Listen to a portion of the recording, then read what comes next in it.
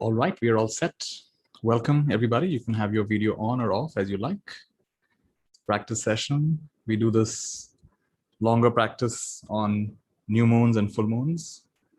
Today we have a special guest, Sarah Thompson from the UK, who's going to be sharing with us something that's going to expand your sense of possibility.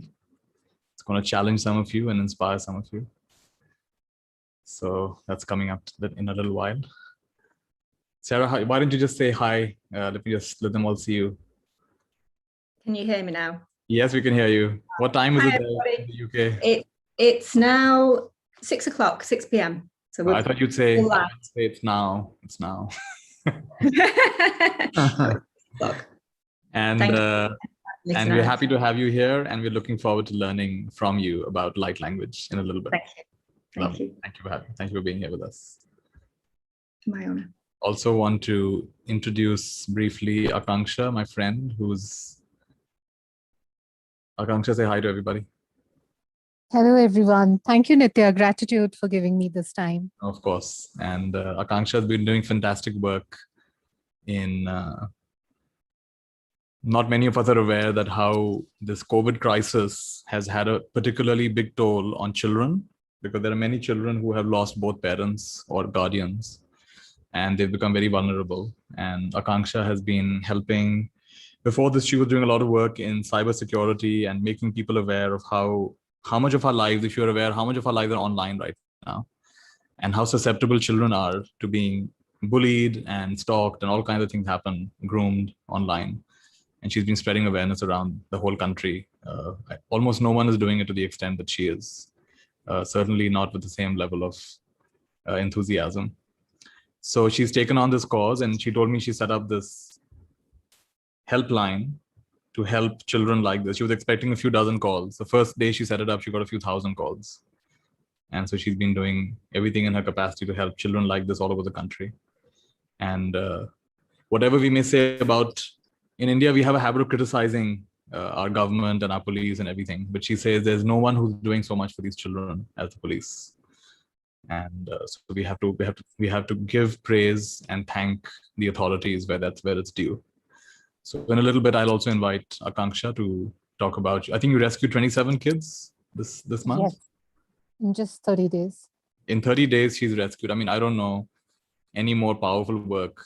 Almost at the rate of rescuing one kid a day, and it's incredibly complicated. Huh? These kids figuring out where they are, and sometimes they've already been picked up by human traffickers, and getting them out of that and getting them into safe custody. So I would like every one of us on the call today, whatever capacity you have, to support her work, because she's almost single-handedly doing this. And let's all do what we can to support this, right? So I'll invite you, Akancha, to share your details of your website and things. Not everyone's aware of your work, so let them support what you're doing. Great. Sure. I'll do that. Thank you. Thanks, Akancha. All right. And now we'll take care of the most important child, the inner child. That's getting neglected quite a bit. So we're going to start with a little guided meditation, and then I'm going to hand it over to Sarah to take us through light language. Let's sit comfortably.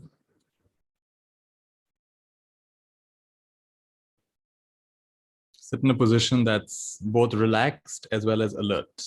So not so relaxed that you fall asleep, and not so alert that you get tense, somewhere in between. Meditation is that beautiful balance between alertness and relaxation.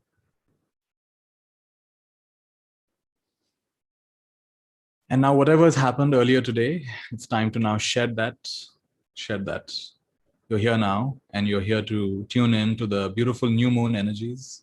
It's time for a new beginning. It's time for a beautiful new beginning. One of my favorite affirmations is, no matter what I've done, no matter what I've left undone, I'm worthy of love. I'm worthy of love. And sometimes we are our own worst critics. Someone says one thing to criticize us, and we replay that in our heads 100 times, 100 times, 100 times. And someone says something to praise us, and we often shrug it off. No, how can it be? How can it be?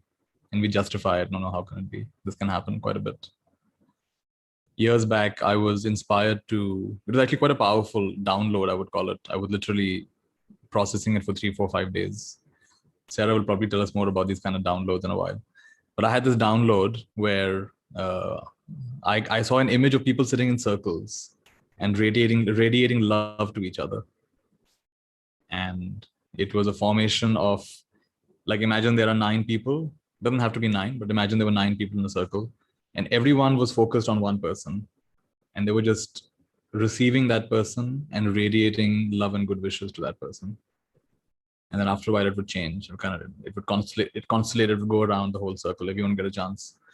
And the most common thing I heard from doing, and I actually began doing this in my what I call joy shops. And the most common thing I heard from people was, it felt easier to give the love than to receive the love. How fascinating. That it felt easier to radiate loving wishes, and many didn't feel worthy of receiving. And they felt, no, how can it be? So many people are giving attention to me. Do I deserve that? But to me, it goes both ways. It's like saying, I like breathing out, I don't like breathing in. That doesn't make sense. We have to learn to receive as well. So tonight, I'd like us to really tune in. I want you to have a sense that there's a field of blessings. We are familiar with field of flowers. We are familiar with field of all kinds of different grain. But how about imagining a field of blessings? It's not a tangible field, it's an invisible field. But that doesn't make it an unreal field. In some ways, it's even more real than a field of flowers. But the field of flowers is here and there, but a field of blessings is everywhere. So tune in to what I'm going to call the field of blessings.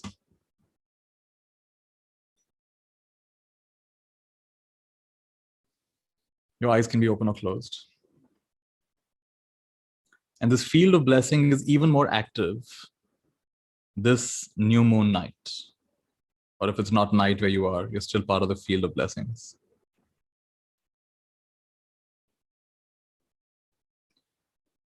And the moment you have begun tuning into this field of blessings is so responsive. It instantly responds to your attention, even faster than your mother might respond when you call her name. And instantly you start noticing some kind of a subtle shift inside yourself at the level of thought, at the level of feeling, at the level of your breath. The very mentioned field of blessings has activated this field of blessings and made it available for all of us.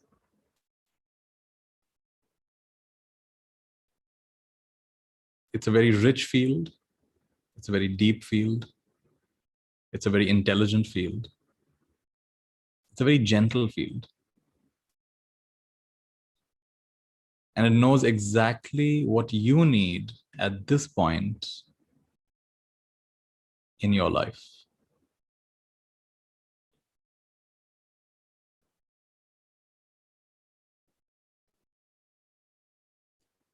Feel the gentle energy of this field of blessings permeating you, saturating you, magnified further by the beauty of the new moon,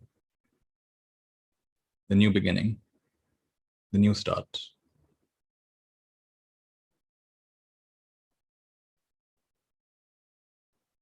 Many years back, I had an opportunity to practice in a deep forest in Thailand, in the part of Thailand that borders Myanmar, which we call Burma. And we spent 3 months in the deep forest. It takes a 3-day walk to get to the nearest village. That's to give you an estimate of how deep the forest is.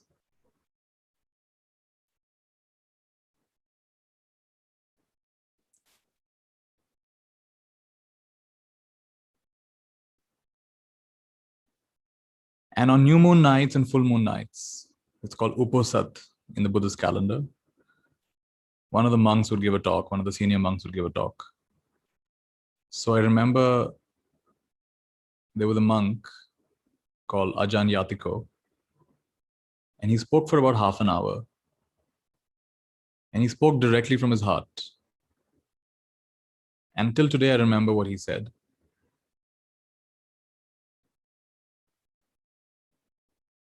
He said, I've been a monk for about 10 years.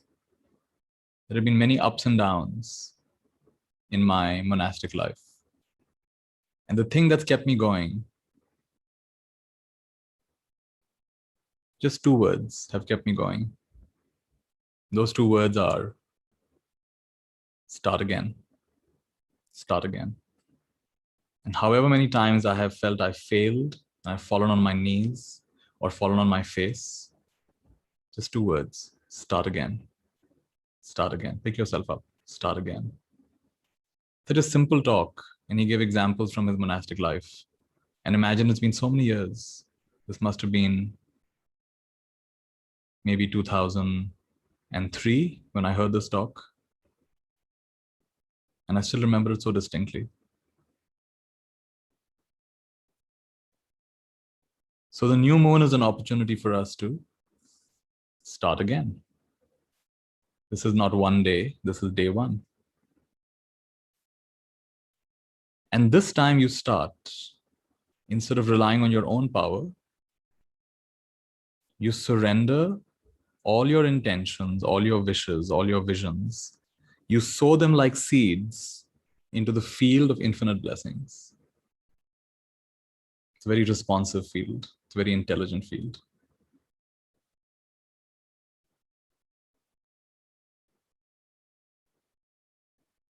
And you can't do this wrong. You don't have to be a long-term meditator for this. You don't have to be a super spiritual person for this. When you sow a seed into the earth, earth does not ask you, but are you pure? If you sow the seed in the earth and you give it the right conditions, then the seed will sprout. Doesn't matter who you are. In much the same way, every single one of us is invited tonight on this beautiful new moon practice day to sow seeds of possibility into the fertile field of blessings. Sometimes you don't even know what to sow, and that's all right. You just sow your love. You just sow your faith. You just sow your questions. You just sow your things you're perplexed about, that I really don't know the answer to this, but I'm offering it to the field of blessings. And the field of blessing will powerfully respond. You'll be amazed how accurately it responds. It'll respond through experiences, through books. And these days, because we are on our phone so much, it'll respond through a YouTube video. It'll respond through some message you get from someone. Wherever you give your attention, it'll respond. But it will respond. For sure, it'll respond.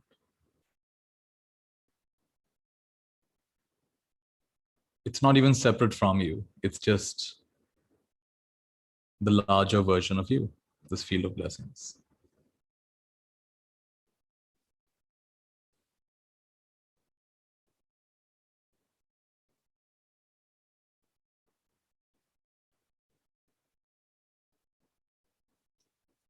I feel like chanting a bit to further activate this field of blessings.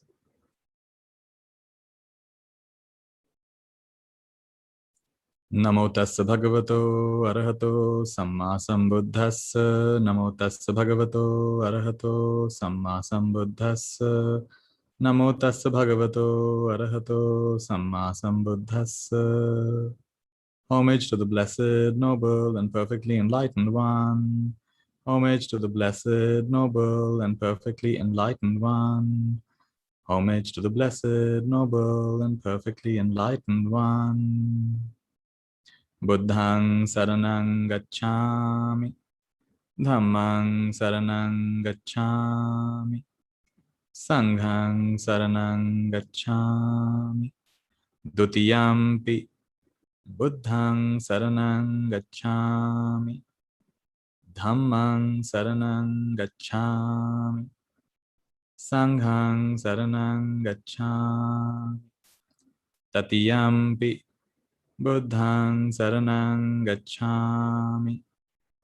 Dhammang saranang gacchami. Sanghang saranang gacchami. Saranagammanang sampunnang. Panatipata veramani sikkhapadang samadhiyami. Adinnadana veramani sikkhapadang samadhiyami. Kamesu michhachara veramani sikkhapadang samadhiyami. Musavada veramani sikkhapadang samadhiyami. Suramiraya majha pamadatthana veramani sikkhapadang samadhiyami. Idipiso bhagava arahang samma sambuddho vidyacharana sampanno sugato lokavidu anuttaro purisa dhamma sarathi sattha deva manassanang buddho bhagavati swakhato bhagavata dhammo sanditthiko akkaliko ehipassiko aupanayiko pacchattam veditabbo vinyohiti supatipanno bhagavato savaka sangho Ujupatipanno bhagavato savaka sangho Nyayapatipanno bhagavato savaka sangho Samijipatipanno bhagavato savaka sangho Yadidang chattari purisa yugani atta purisa puggala esa bhagavato savaka sangho Ahunayo pahunayo dakkhinayo anjali karaniyo Anuttarang punyak khetang lokasati Ye cha buddha atita cha, ye cha buddha anagata paccuppanna cha ye buddha ahang vandami sabbada. Ye cha dhamma atita cha, ye cha dhamma anagata paccuppanna cha ye dhamma ahang vandami sabbada. Ye cha sangha atita cha, ye cha sangha anagata paccuppanna cha ye sangha ahang vandami sabbada. Nathi me saranang anyang, buddho me saranang varang. Nathi me saranang anyang, dhammo me saranang varang. Nathi me saranang anyang, sangho me saranang varang. Etena satcha vajjena sottite hotu sabbada. Bhavatu sabba mangalang rakhantu sabba devata sabba buddhanubhavena sada sotti bhavantu te. Bhavatu sabba mangalang rakhantu sabba devata sabba dhammanubhavena sada sotti bhavantu te. Bhavatu sabba mangalang rakhantu sabba devata sabba sanghanubhavena sada sothi bhavantu te. Imina punya kammena mame bala samagamo satang samagamo hotu yava nibbana patiya. Imina punya kammena mame bala samagamo satang samagamo hotu yava nibbana patiya. Imina punya kammena mame bala samagamo satang samagamo hotu yava nibbana pattiyati.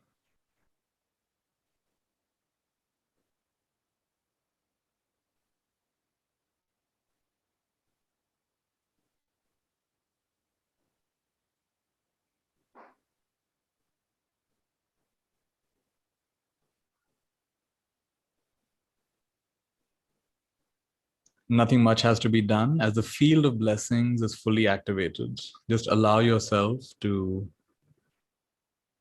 be saturated. It's like you're a tea bag. And as you enter this nice warm water of the field of blessings, automatically everything gets diffused. The field of blessings knows you, and you get to taste your own essence in this field of blessings. Just enjoy being.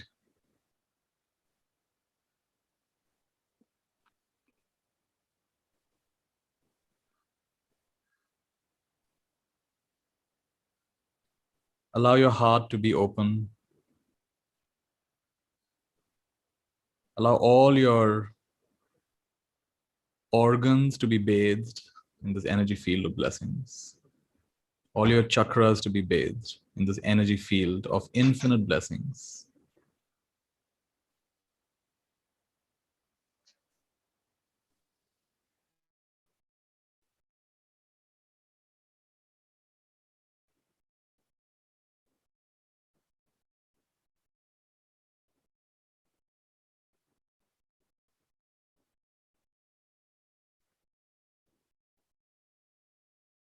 Allow every cell of your being to be bathed in this pure energy field of infinite blessings. A highly responsive field, a highly intelligent field. Very gentle, at the same time, incredibly powerful.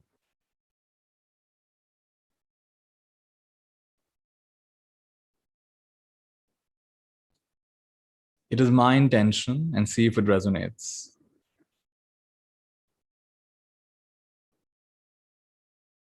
that whatever is not serving you be cleansed by this energy field of blessings. That all the ways in which you are holding yourself back gets cleansed and washed away by this energy field of blessings. All the ways in which you're judging yourself, beating yourself up, being unkind to yourself, unfair to yourself, all those parts of you get completely deactivated and silenced and muted and dissolved in this infinite energy field of blessings. It's like you can't access them anymore. And if you try to, it just feels funny. The old self-judgments just feel like they just don't fit, like a shoe that doesn't fit, like clothes that don't fit. It's like it's not meant for you.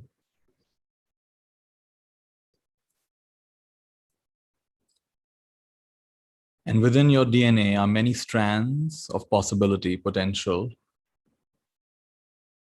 that are dormant, that include higher abilities, broader capacities, deeper ways of knowing and being, communicating and living and expressing yourself in far more easeful, far more joyful, far more impactful ways, based on a current of love, based on a current of self-realization, recognizing your true nature as one with everything in the universe, tapping into that source of infinite power.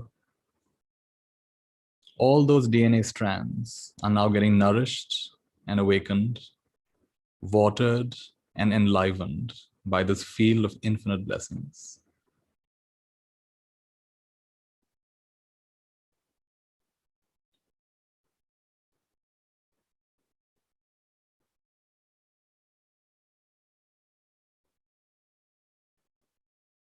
And there is something that you had promised yourself that you would not forget.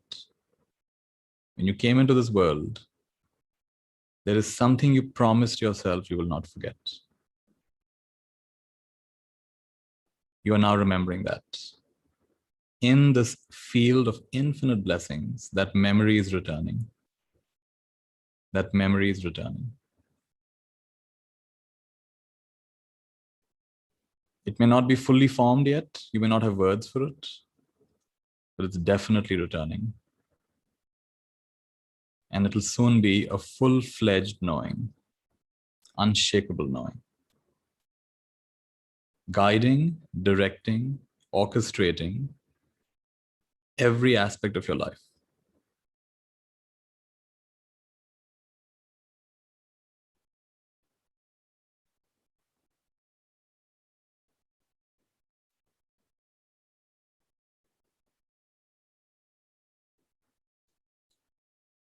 Inviting the recognition of oneness, every single one of us, wherever we are. It appears we are distanced by time and space.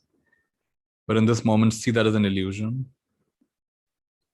If technology can bridge this illusion, certainly the energy field of blessings has already bridged this illusion. So every single one of us, however deep our practice is, it's getting magnified and multiplied, exponentially multiplied by everybody else's practice. We are benefiting each other through our sincere practice.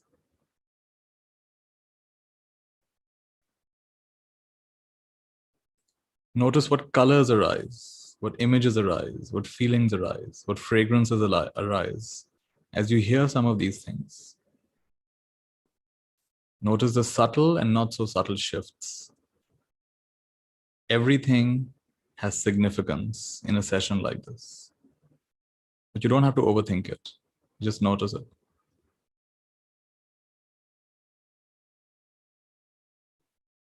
A powerful shedding is happening. A powerful recalibration is happening. You're being built up again from the ground up on this new moon.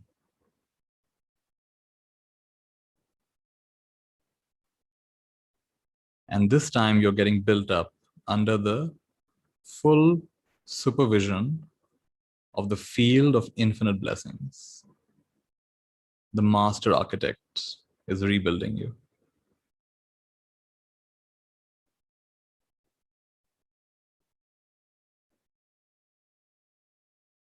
You thought you came for just another new moon session. You didn't realize this would be a profound death and a profound rebirth, whether or not you understand what that means.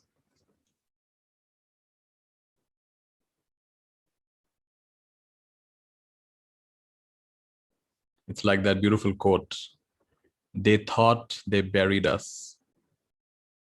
They did not know we are seeds.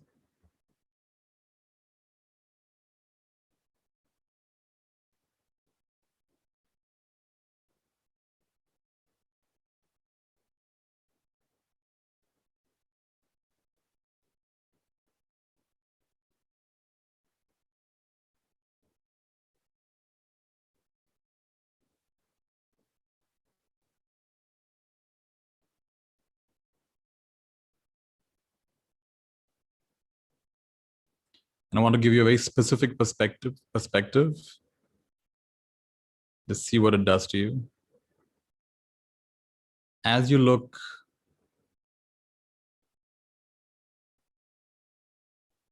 and look is not just with eyes, but look is with your sensing. As you look at the world, and everything in it, everything in your life, all the people, experiences, projects, I'd like you to perceive it in a very specific way. Perceive it as the activity of grace. Everything in this life is the activity of grace.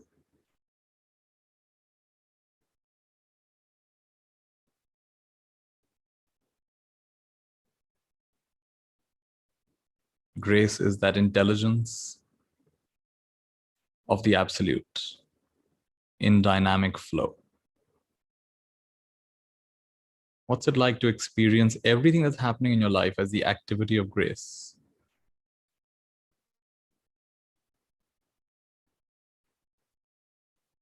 Your mind may not always understand how something like this could be useful or helpful. Because the mind is only looking from its own perspective of survival, preservation.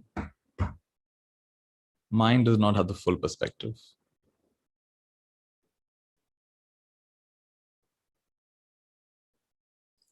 Everything is the activity of grace, including the unpleasant parts,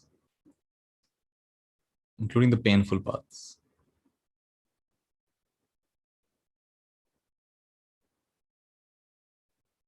Can you experience this for even 1 microsecond? That everything in the universe that's happening is the activity of grace.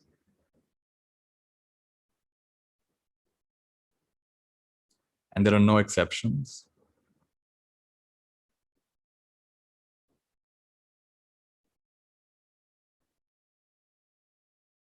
Even though the fact that your mind can't always understand it is also the activity of grace, even though that makes no sense.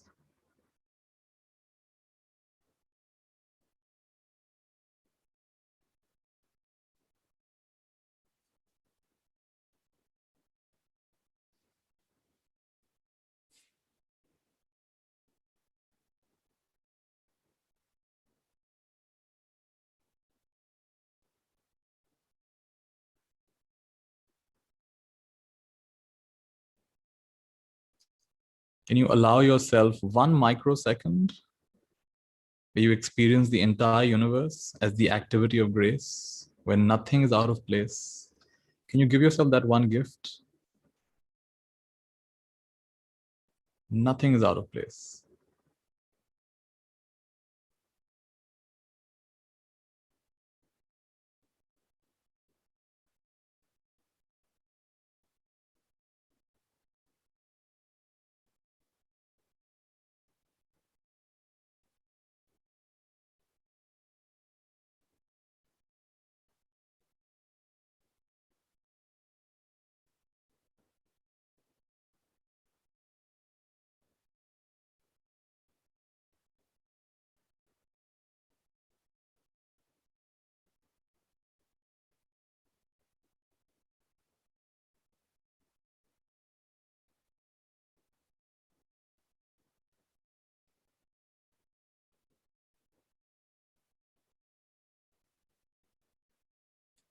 Can you allow yourself 1 microsecond where you're not arguing with life?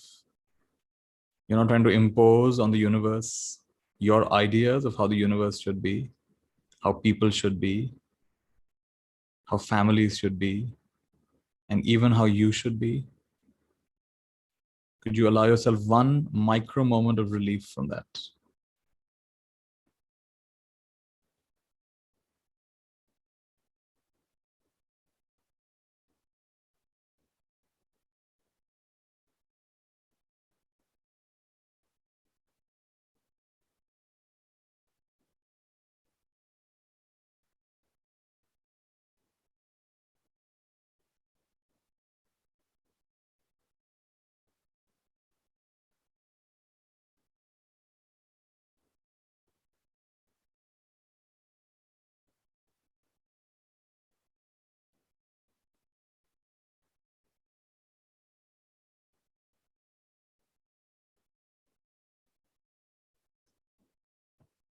The field of blessings is supporting you every step of this way.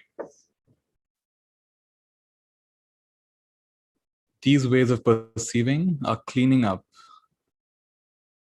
eons of subconscious baggage, just getting swept away in 1 microsecond, 1 micro moment.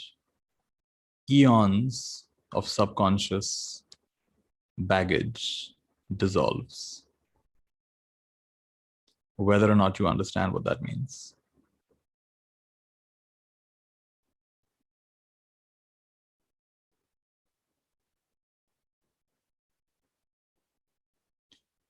And what is it replaced by? It's replaced by the luminous field of blessings, which is also the activity of grace.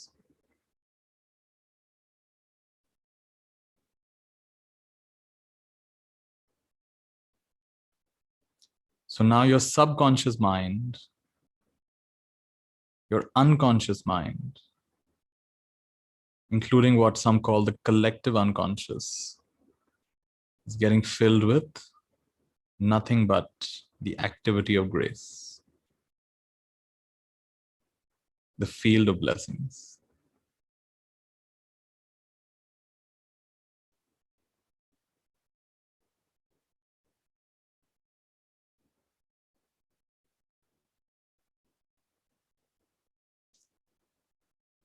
And as you turn to yourself, again, try a unique perception.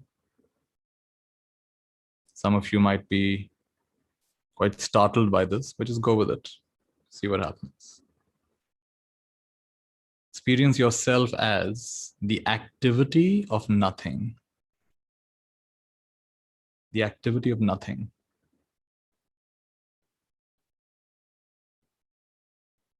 It's like from nothing, everything is emerging.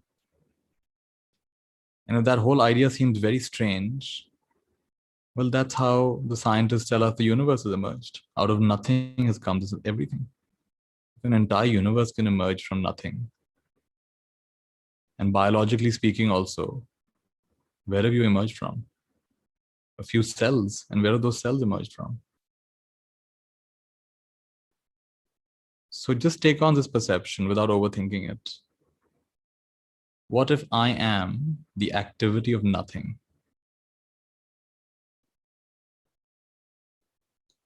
The nothing that's pretending to be something. And nothing that has to work really hard to keep convincing itself it is a something.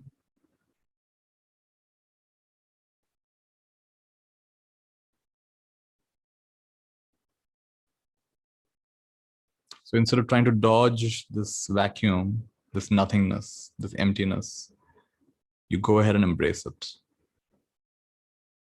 It's neither positive nor negative. It just is. I am the activity of nothing.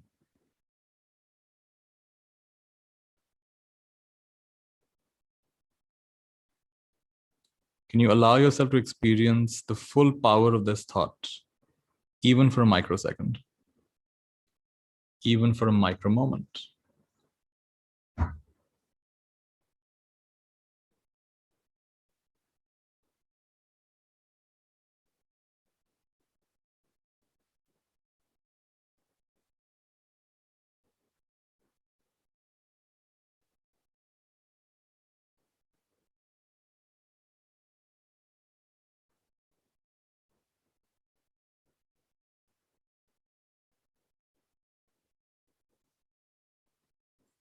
Whatever you're experiencing, what's behind that? And whatever you're experiencing, what's behind that? And what's behind that?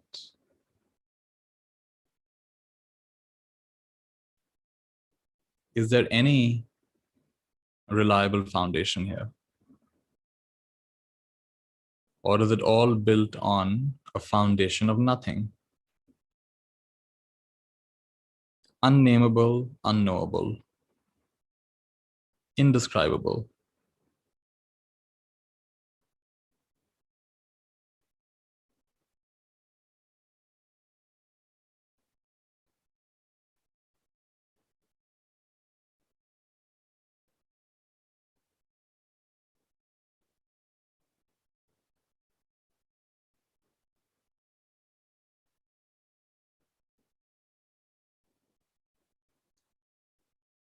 And some of you are struggling with this, and that very struggle is so beautiful. That struggle is the activity of grace.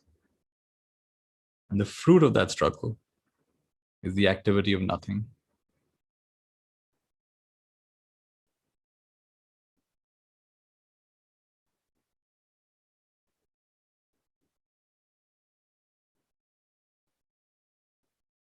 The struggle is you stirring within the dream. And the fruit of that struggle is you waking up within the dream, awake within the dream.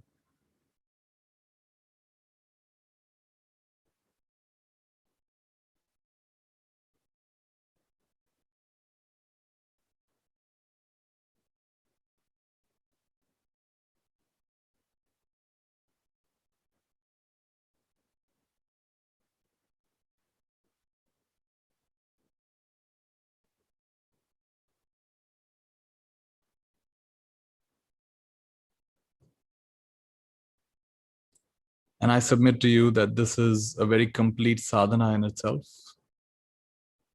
Immersing yourself in the infinite field of blessings, perceiving all activity as the activity of grace, and perceiving yourself as the activity of nothing. And within this is a totality, is a wholeness, is a wholesomeness, and all forms of skillfulness, all forms of benedictions and blessings are bound to flow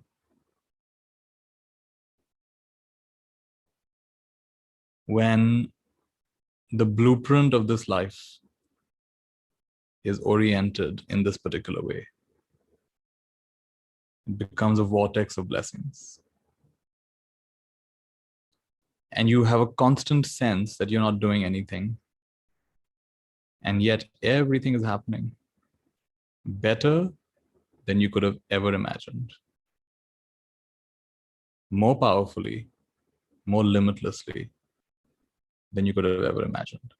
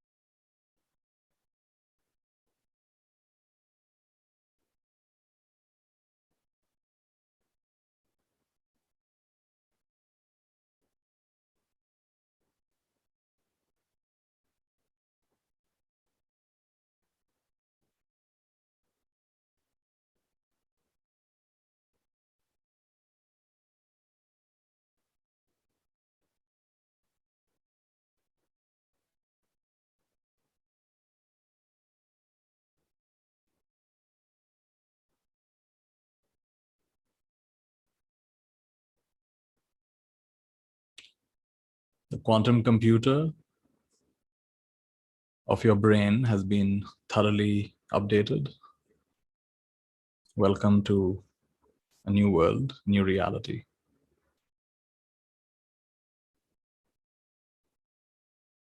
Just nurture this beautiful seed.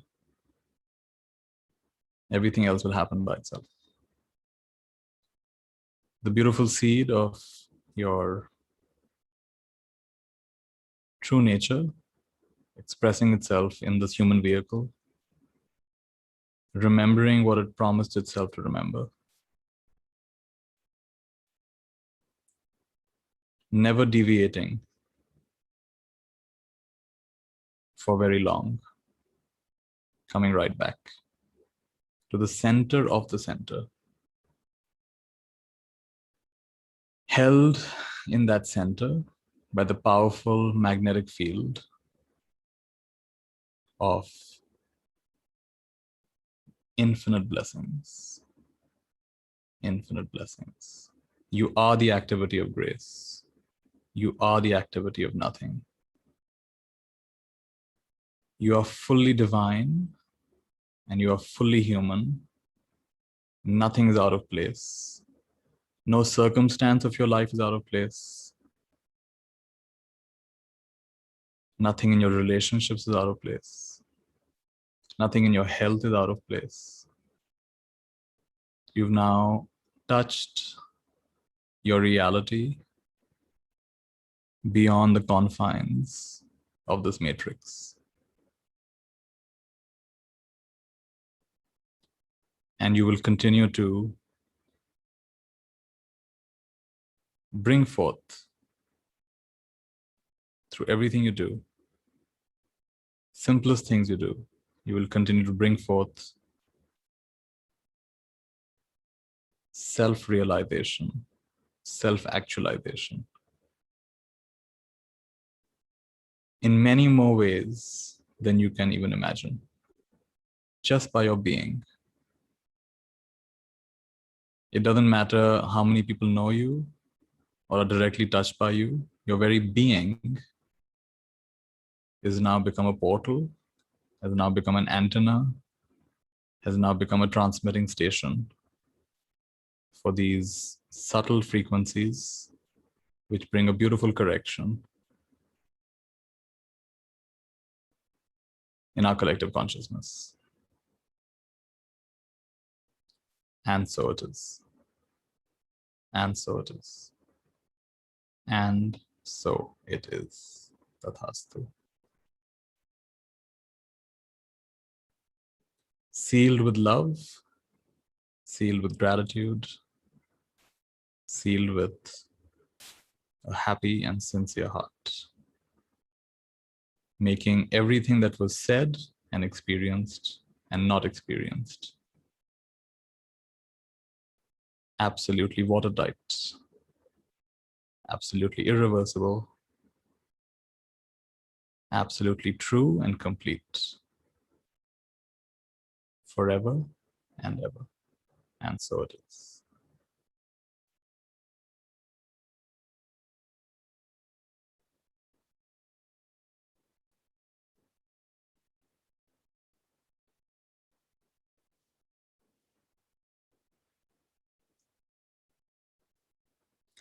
If you want to, you can rub your palms together, make them nice and warm.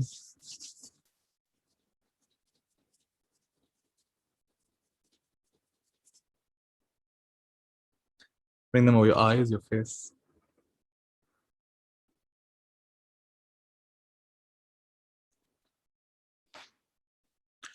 If you need to, you can take a 4 or 5 minute break. I'm going to play some music. Actually, I can't play music with YouTube. I'll play my hang drum. And then we're going to have Sarah coming on and sharing a few things with us. So if you need to take a short break, please take a short break. Please be back in about 4 minutes.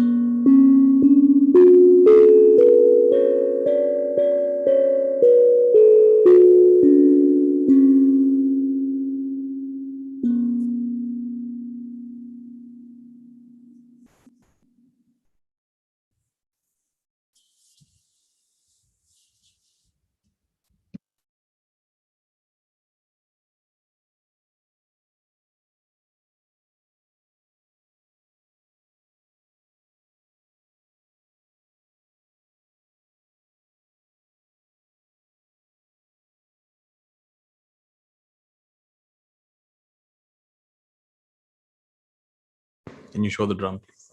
It's called a UFO drum. Unique frequency object, UFO. This is not the drum that I came out of this planet on. This is not the UFO I came out. All right, I hope you guys are back. Let's spotlight Sarah. Sarah, you can unmute yourself if you like. Thank you. Can you hear me now? We can hear you well, yes. Okay. Lovely. So I'm going to give it over to you and just take us through whatever you like. Thank you. Good evening, everybody. Thank you for having me tonight. Thank you for inviting me, Nithya. I'm from the northwest of England and called Sarah, obviously. And I want to speak to you tonight about something called light language. I'm not sure if anybody is aware of what light language is, has heard of it. I know I connected with Nithya some days ago via Facebook, on a Facebook group that I'm in, where like-minded people like myself share light language. And I put an explanation as to what it was on somebody's post. And Nithya asked me, would I come and speak with yourselves and do a similar thing? So that's why I'm here tonight. So you'll have to bear with me. I'm just going to say it as it is. I'm going to do a demonstration. I'm going to introduce myself a bit later in my journey. I'm going to explain what light language is, its uses, how you can activate it within yourself. And I will do a demonstration and then take some questions if that's all right with you. So obviously I've just connected with yourself, and I've done a little bit of research myself and listened to some of your lessons on YouTube. And I heard one of your sayings that your teachings that you were doing, which basically said that the longest and the hardest journey is from the mind to the heart. And that really resonated with me, because light language is the soul language. It's the language of the soul. So it completely bypasses the mind and enters directly into your soul. So for me, that made a lot of sense. And it's not something that you would necessarily expect the mind to understand. I don't understand it fully. I just get a knowing of what the light language is, because it completely bypasses my brain. My brain's too busy with things going on. And you mentioned before about downloads, and it's a very easy and quick way of getting a download straight in, because you're not having to think about it. You're not having to get the mind to process it. It goes direct and you feel it. It's intuitive. Now, there are many, many different types of light language. You have to excuse me, I've done a few notes. There are many types. I speak it. I sing it, I use my hands and sign, and there's lots of other people around the world that do it too. I don't profess to be a complete and utter expert in it. I'm still learning, we're all learning. But there's obviously a connection between us all. The reason why I'm here tonight, that's how I feel it. So light language is energy, basically. It's frequencies, it's tones. You will take from it what your soul needs. It shifts energy. You mentioned before, when you were talking about the infinite field of blessings, which is wonderful, thank you so much for that, about how it reawakens parts of your dormant DNA. And that is something that light language can help with. It can reawaken and reactivate things inside you. It reminds your soul of its purpose, of its essence, of its true self, why it's here, why you're here. I'm using words such as it can activate your third eye. It can help to balance and clear your chakras. I'm using words such as remind, reawaken, reactivate, because your soul knows. It's your brain that doesn't, it's your mind that doesn't. Your soul knows it. So basically what you're doing when you hear the light language is unlocking a part of you. It's like light language can be classed as, we often say, light codes. people draw light codes or they write them. And the codes are, I sometimes explain it as they're a bunch of keys or codes to put in a door. And each person has a different need inside them for their spiritual journey, for their growth. And there are many, many, many different keys on this bunch. And there are many different speakers of light language, signers of light language. So you may need to listen to lots of different people or access lots of different people or different forums, but you will always get something from listening to the light language because it is energy. It will raise your frequency and it will lift you and take you further on your journey. Now, I think the best thing of doing it, everyone is on their own personal spiritual journey, like I said. So we've all got this inner knowing, this inner ourself. And my journey started back in the early 2000s. I've always been interested in spirituality. I've always known that that was what I wanted to learn about. And I actually started with Reiki healing. And I did my first few levels, 2 levels in Reiki healing back in the early 2000s through a wonderful Reiki master who taught me a lot. However, I got distracted from my path and took a very long break. And like you said earlier, Nithya, about starting again, and I did start again. So back in 2017, life got away with me, like I say, work, family, as it does. And in 2017, I became ill and it made me stop. It made me stop everything. And I refocused and I got back on my spiritual journey, basically. And it does happen to us all the time. Yeah, sometimes it does. And I think that was my sort of knock on the door, if you will, to put me back on track. These things happen. And I was ill and it took me out for quite some time, but it gave me time to reassess myself and see where I wanted to go and what my true purpose was. And I connected with some wonderful people. I continued on to do my Reiki master and I've done some angelic Reiki training as well. And these wonderful people that I've met, very close friends, very close like-minded friends, have activated the light language in me. That's how I say it. I see it. And it was a chaotic journey to begin with. When I started speaking it, it would just come out. There were sounds coming out of my mouth that I didn't have a clue where they were coming from because I wasn't saying them. There were tones, and it started off quite, like I say, quite chaotic. But then I trusted. I'd learnt about the light language. I'd looked on YouTube, the wonder of YouTube, and I'd read some books and some groups and spoken to other people. And I just went with it and I let go. And from then on, it's progressed and I have grown through it. And I now speak it quite proficiently, I think. But I'm always learning. Because it's not me that's speaking it. I have to say that it's not me. I'm just the conduit. I'm the mouthpiece, if you will. It's not me that's actually, it's my true self. It's not Sarah. It's my true self, not the human Sarah that's speaking it. So I don't understand the light language. My brain does not understand what is coming out of my mouth.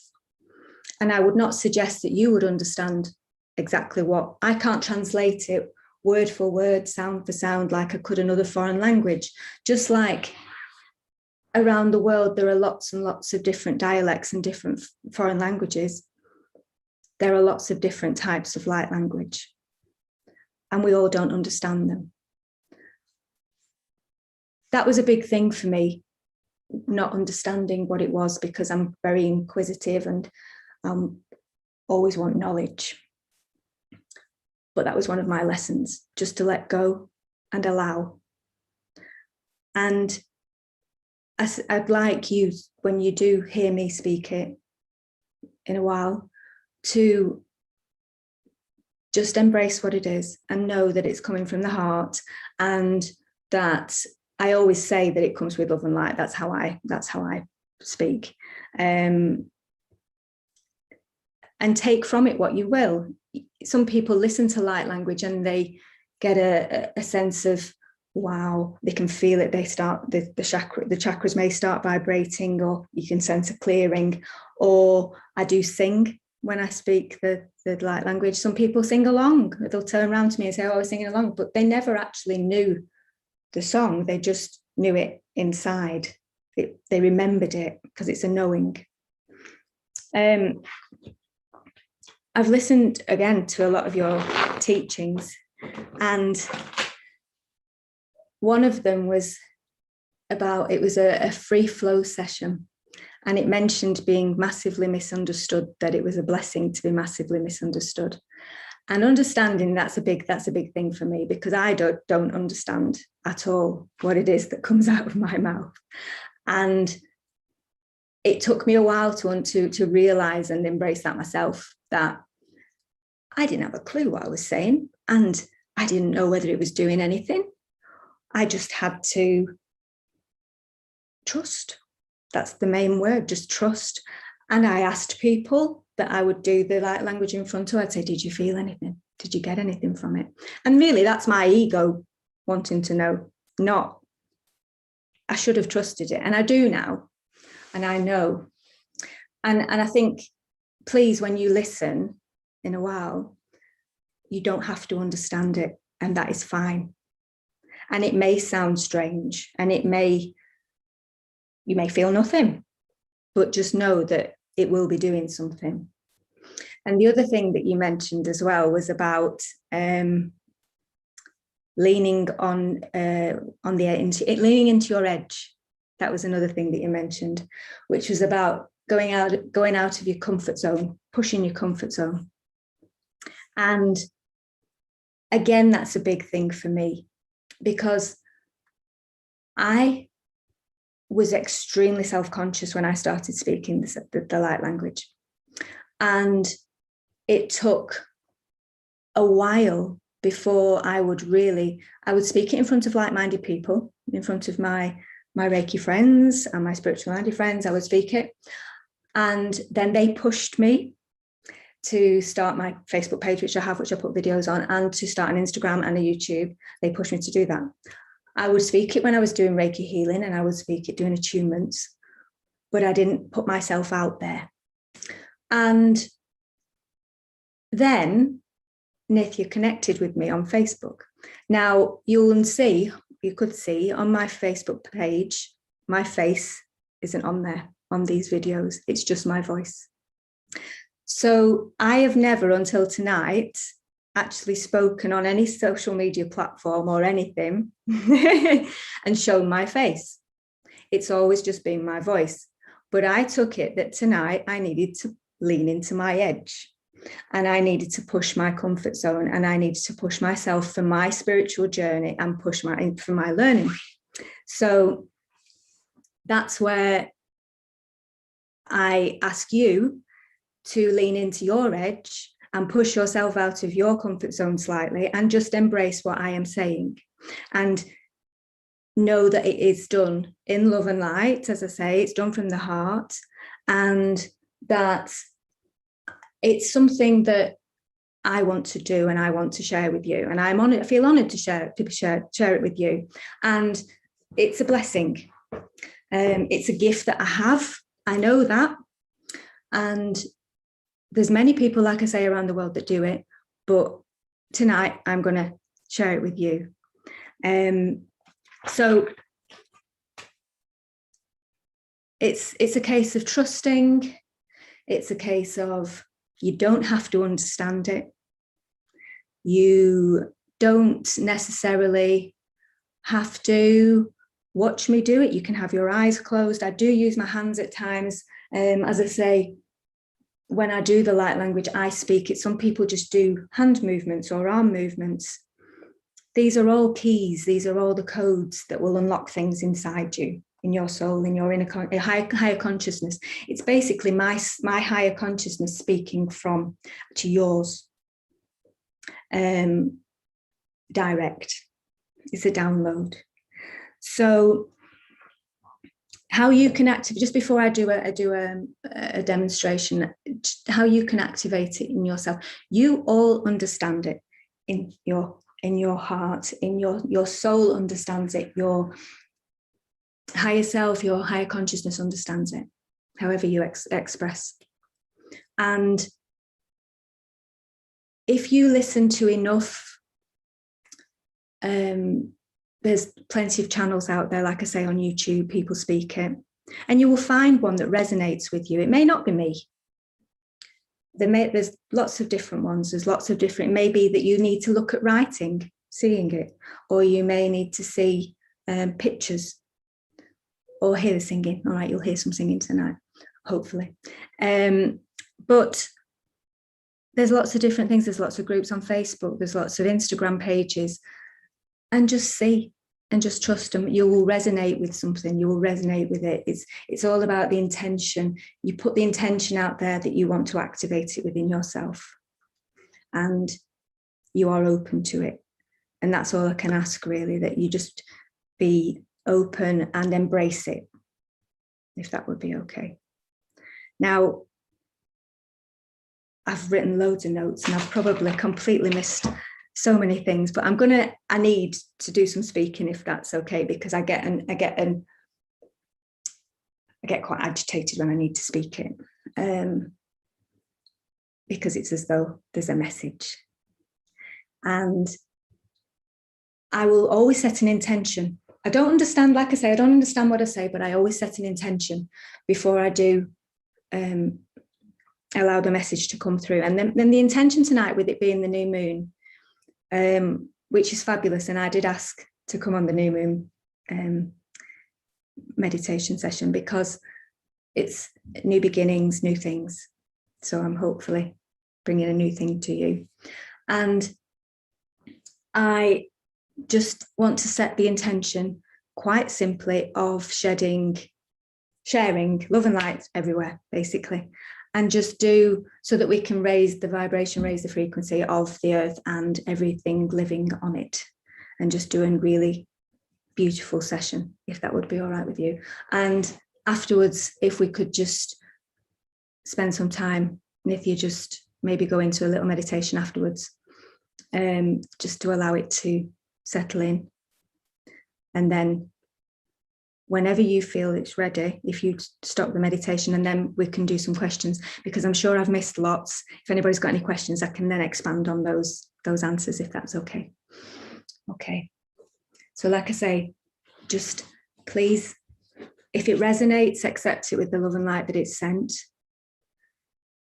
And we'll see how it goes. Thank you. Ia takoia sakupakanana. Ia sakoia takapukonana, e tia takoia takana e. E sia takanana e. O panana e o takoia takanana e toko songono e takana. E mana e o takoia takanana e sia takoia nana. E sia takanana e o takoia takapakanana.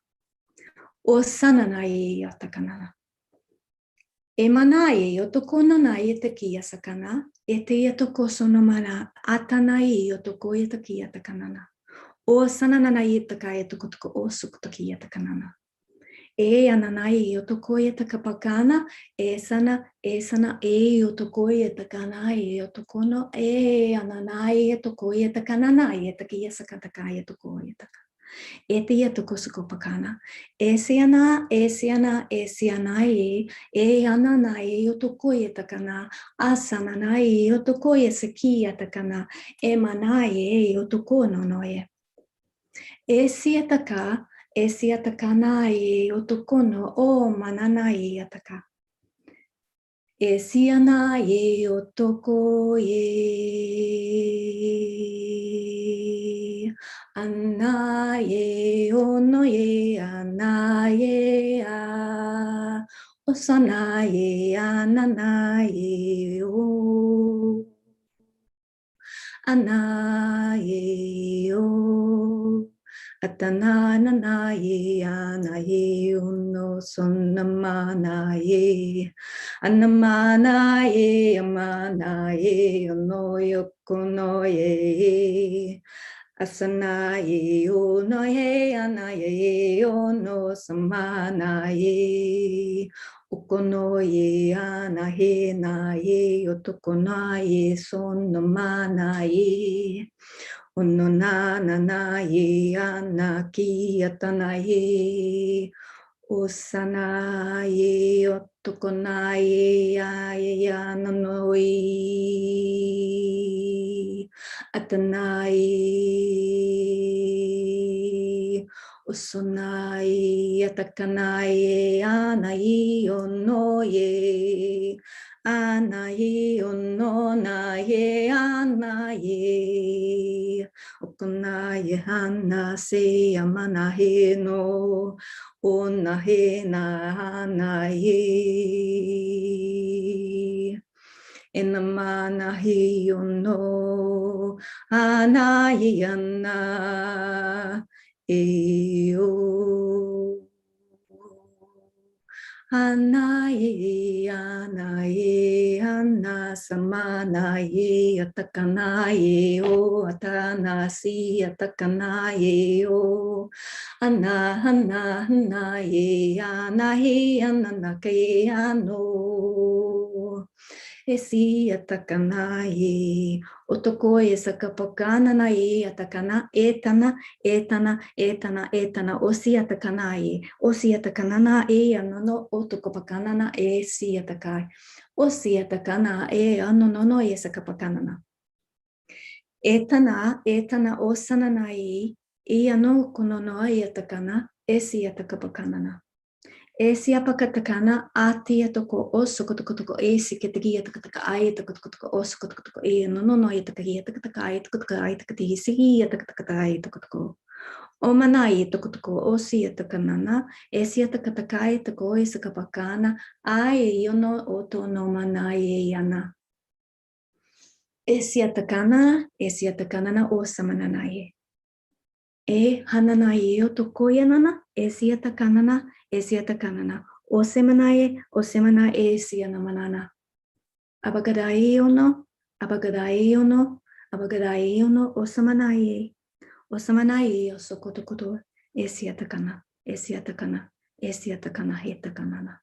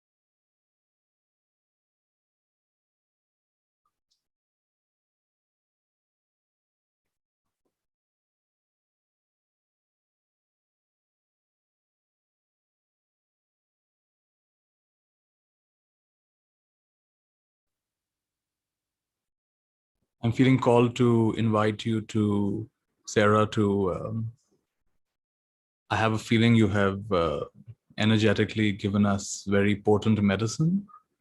Thank you. And I feel like inviting you to now give us something that integrates this. I think you opened up a lot. Certainly I felt a lot of things opened up.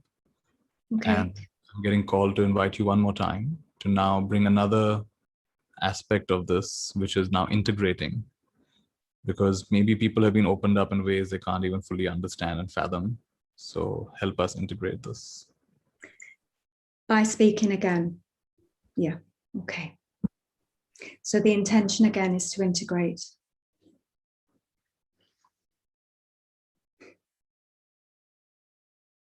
Iatakaya sakono o tiatakana. He sanaye otokomanaye. He sanaye otokono o samana e siataka e ana o samanaye etana e siatakana. He ono o siatakia ayatakana o samana etia homana e siatakono. E siatakono e anana e si o tiasaka etono atanai. E siatakono o yatakana atanana e sana e otokoye e na e ana. E hono e se pekianana e se pekia tokoye sakapokono e tana atia sakana e ana o manaea. O manana I o tokoye sakana e tia pakana e na atana o ma e sia takana. E sia toko sona mai o no I anakana. E sia takapoko sono I ana e tana o maneana. O maneana e tia sana. E tia no o kiana ama e sia takana e ana. E otokomai, ai ono yetaka. Ai ono yetaka. Etisia, oso okoma. Osia takanai,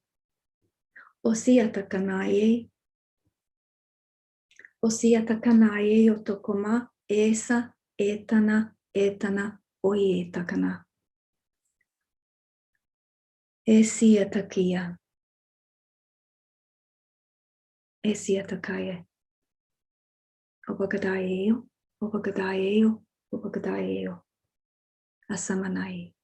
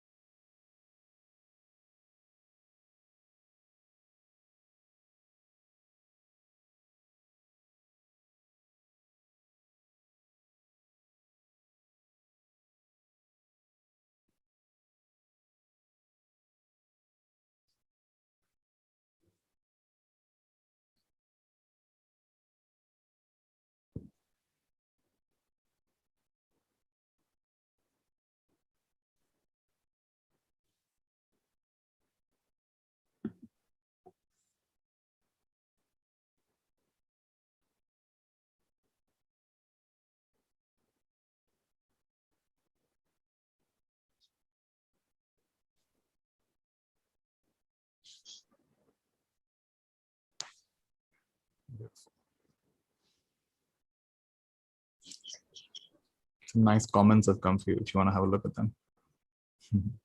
Thank you. Very blessed, thank you. And that's a beautiful picture.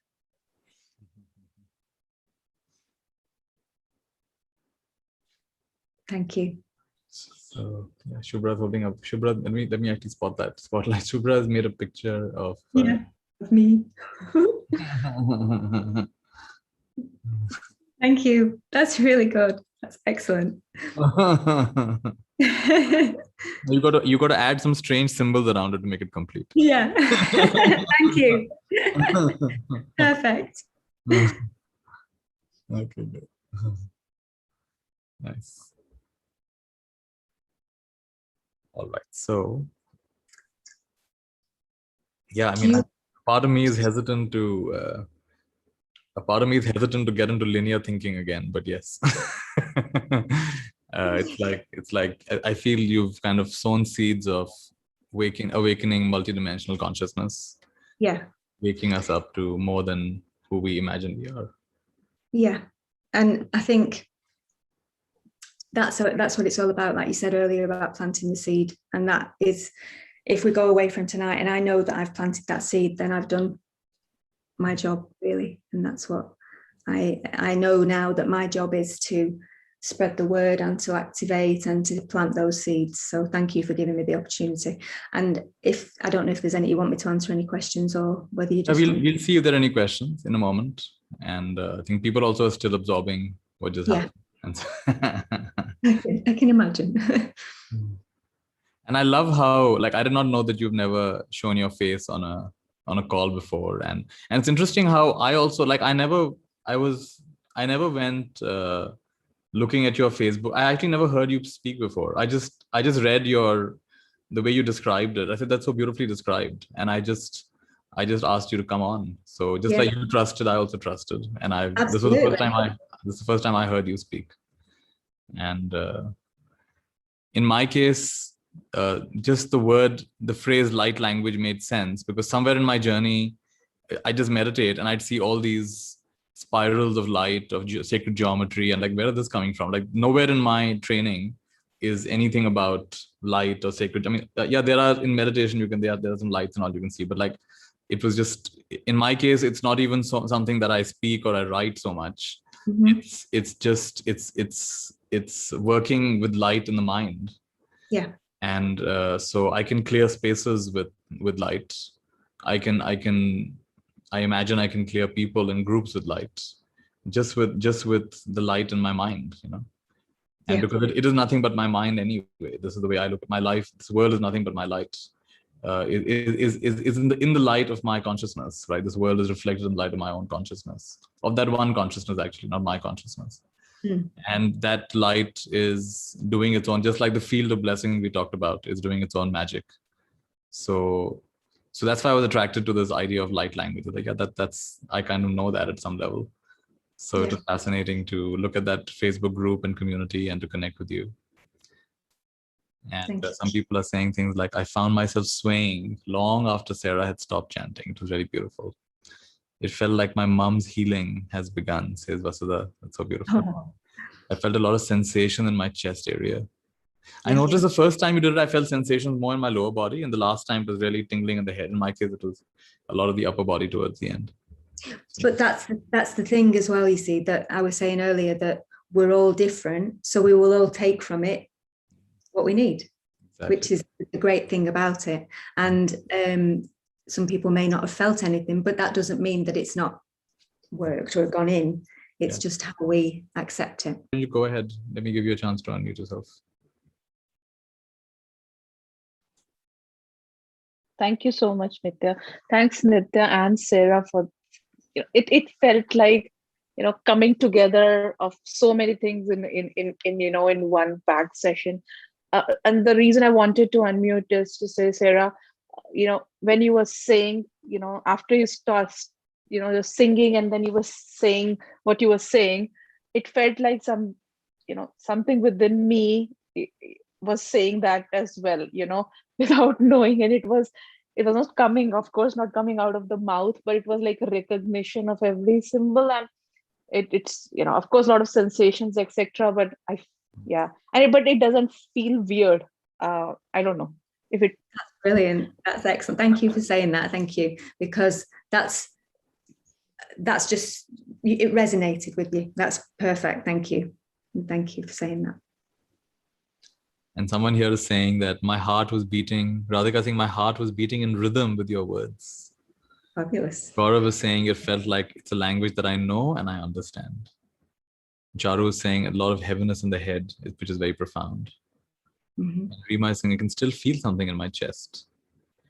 And someone is saying here that a number came to me, 121. Smita is saying a number came to me, 121. Could it mean something? Is something? Do you have a sense? 121, what could it mean? 1.21 is what exactly came. What's your sense of 1. Numbers always have a, well, for me, I always see a lot of like 111 and 222 or repetitive numbers. So I'll have to have a look at that one. And okay. Yeah, that would be, I'll do that. Like 1-to-1 in English language just means we have a 1-to-1 session. 1-to-1, yeah, that's right. Let's meet 1-to-1. Okay, and then there's a question. Sarah, can you please share your link to your Facebook? Why don't you just put in the comments, Sarah? Just type out your link. I will. Sarah, yeah, that'll be nice. And I sang with Sarah for a bit in between, says Shubhra. Lovely. I think Komal's been raising a hand. Komal, go ahead. Let me give you a chance to unmute. Hi, Sarah. Hi. Thank you. Thank you so much for bringing in this integration after the seeding. So light language is not new to me. It's been 6 years or 7 years that I was introduced to Judy Satori's light language class accidentally. I mean, nothing happens with accident, but that's how I was introduced to that space, and it resonated here from day one. And over the years, I've attended various workshops with various teachers, and currently I attend workshops with Robin Ringgold and Beatrice and Master Zora. List is endless. I have the same experience as you. It's been over a year. I channel tones, I channel symbols, and there's something I can show here. There's this soul diagram that I kind of drew. Wow. And it was so powerful after the healing session that my hand kind of held the pencil in a particular way, and it just kept drawing and drawing and drawing. Of course, yeah. This doesn't seem coherent to normal mind and normal eyes. But when I showed it to my teacher, they said it had a profound meaning. And right now I am in that same spot that you were sharing earlier, that we tend to not trust what is coming to us. There is always a seed of doubt, and we are looking for validation from an outside person, sharing our gifts and asking them, how did it feel? My question here is, what grounded you into yourself? Was there a particular mindset? Was there a particular exercise? Or, I mean, I'm in a very, I'm in a similar state. So I said I was relating to what you were saying. So would you have some guidance for me here so I can ground myself to trust myself more? I think the grounding is extremely important. And that is something that I was told to do constantly by the people around me, my friends, my like-minded friends, my teachers. And the main thing that I had to do was just to trust myself and to trust others, and to know that it's okay. And it's that comfort zone, it's going through the comfort zone, isn't it? And actually, like I said before, leaning into that edge, because we allow our mind, I have to be in control. I used to have to be in control of everything. And it was a huge lesson for me, because when you start speaking the language, you've no control about what comes out of your mouth, or how your hand starts writing, or how you move. And the control is just gone. And that's a big lesson. And it's the letting go. And I think for you, if you can try and ground and just find yourself and just breathe through it and allow it, and just accept that it's going to feel a bit strange and it's going to feel uncomfortable. but that's good, because that's how we learn, isn't it? And that's how we progress. And that's something that took me a long time to sort of recognize, because I still had this Sarah head on. And that's the big thing, isn't it? But yeah, fabulous. I mean, we'll connect if you like. That's fine. If you want, that's absolutely fine. And we can talk after. Would that be okay? You can unmute yourself. Okay. I'd love that, Sarah. It would be really great to connect and share some experiences. And yes, this is absolutely. Well, I'll ask Nithya to do that if we sort of lose ourselves within all the names. But yeah, I'll grab hold of Nithya and take it from him. That's fine. And it's interesting that the one thing that I could make sense of on your pad, it said Holiday Inn. Yes. So go the holiday you're looking for it in. Right? Yes. Also, while you were doing the Pali chant, Nithya, I channeled a mudra, and there was yes, I shared it on your WhatsApp number. So there's this mudra, and from all the three sides I've shown, what it brought was balance. What it brought was aura cleansing and expansion. Kind of aligned. It kind of aligned the meridians in a very linear fashion when you were doing that Pali chant. It was amazing. Yes. So powerful. I felt a lot of pressure here when you were doing that. Yes. A lot. Yes. So the whole alignment was very linear and central. Yes. At the same time, there was this heart expansion. And just as I felt it, he asked us to expand our hearts and expand the light and everything. So yeah, everything is synchronous. Thank you, both of you, for doing this. Thank you. Komal, wonderful. And I think Shubhra, were you raising your hand again, or is it this painting that you wanted to show us, the picture you wanted to show us? You can unmute if you like.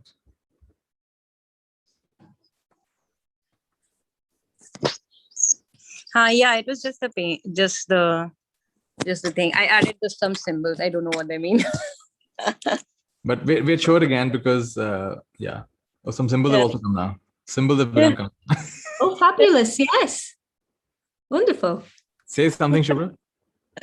Yeah, I mean, I was just sitting here with paper and pencil. I had no intention to draw anything. But the moment, like she said that, she had something about, showing her face for the first time. I just felt like she's so beautiful, and she should see how she looks the first time, or how we perceive. I'm not an artist or anything, but I just from the heart, like, Thank just you. You're not an artist, you're a heartist. Yes. Yeah, good one. I just Thank you so much. You should have a memory of how we saw you and felt you. More than saw you, I would say felt you. So if I probably forward this to Nithya, just maybe just as a token, so you remember. Thank you so much. I'm really grateful. So much. It's very touching. I was also singing along with you. God knows how. Perfect. You've all been infected. You've been infected by the light language. Yes. My job is done. Thank you. Yeah, this was wonderful. Thank you. All right. Lovely. I can imagine the husband getting angry. You start talking in light language. What just happened? Oh, Nithya, when I first started speaking it, Nithya, I started speaking it. I actually spoke it in the supermarket. It was quite strange at one point. You went to the checkout counter and she said, "How many?" No, I waited until I got control. That's beautiful. What fun. And actually, it's not a mistake that my teacher used to say that there is a supermarket shelf of perceptions. Like when you go to buy toothpaste, there are countless toothpaste options. So supermarket, he says, we end up thinking there's only one or two options. There's a supermarket shelf of perception. So there's no accident that it came to you in the supermarket. There's a place where so many things are available. Yes. Bhuvi, would you like to go and share something? Unmute.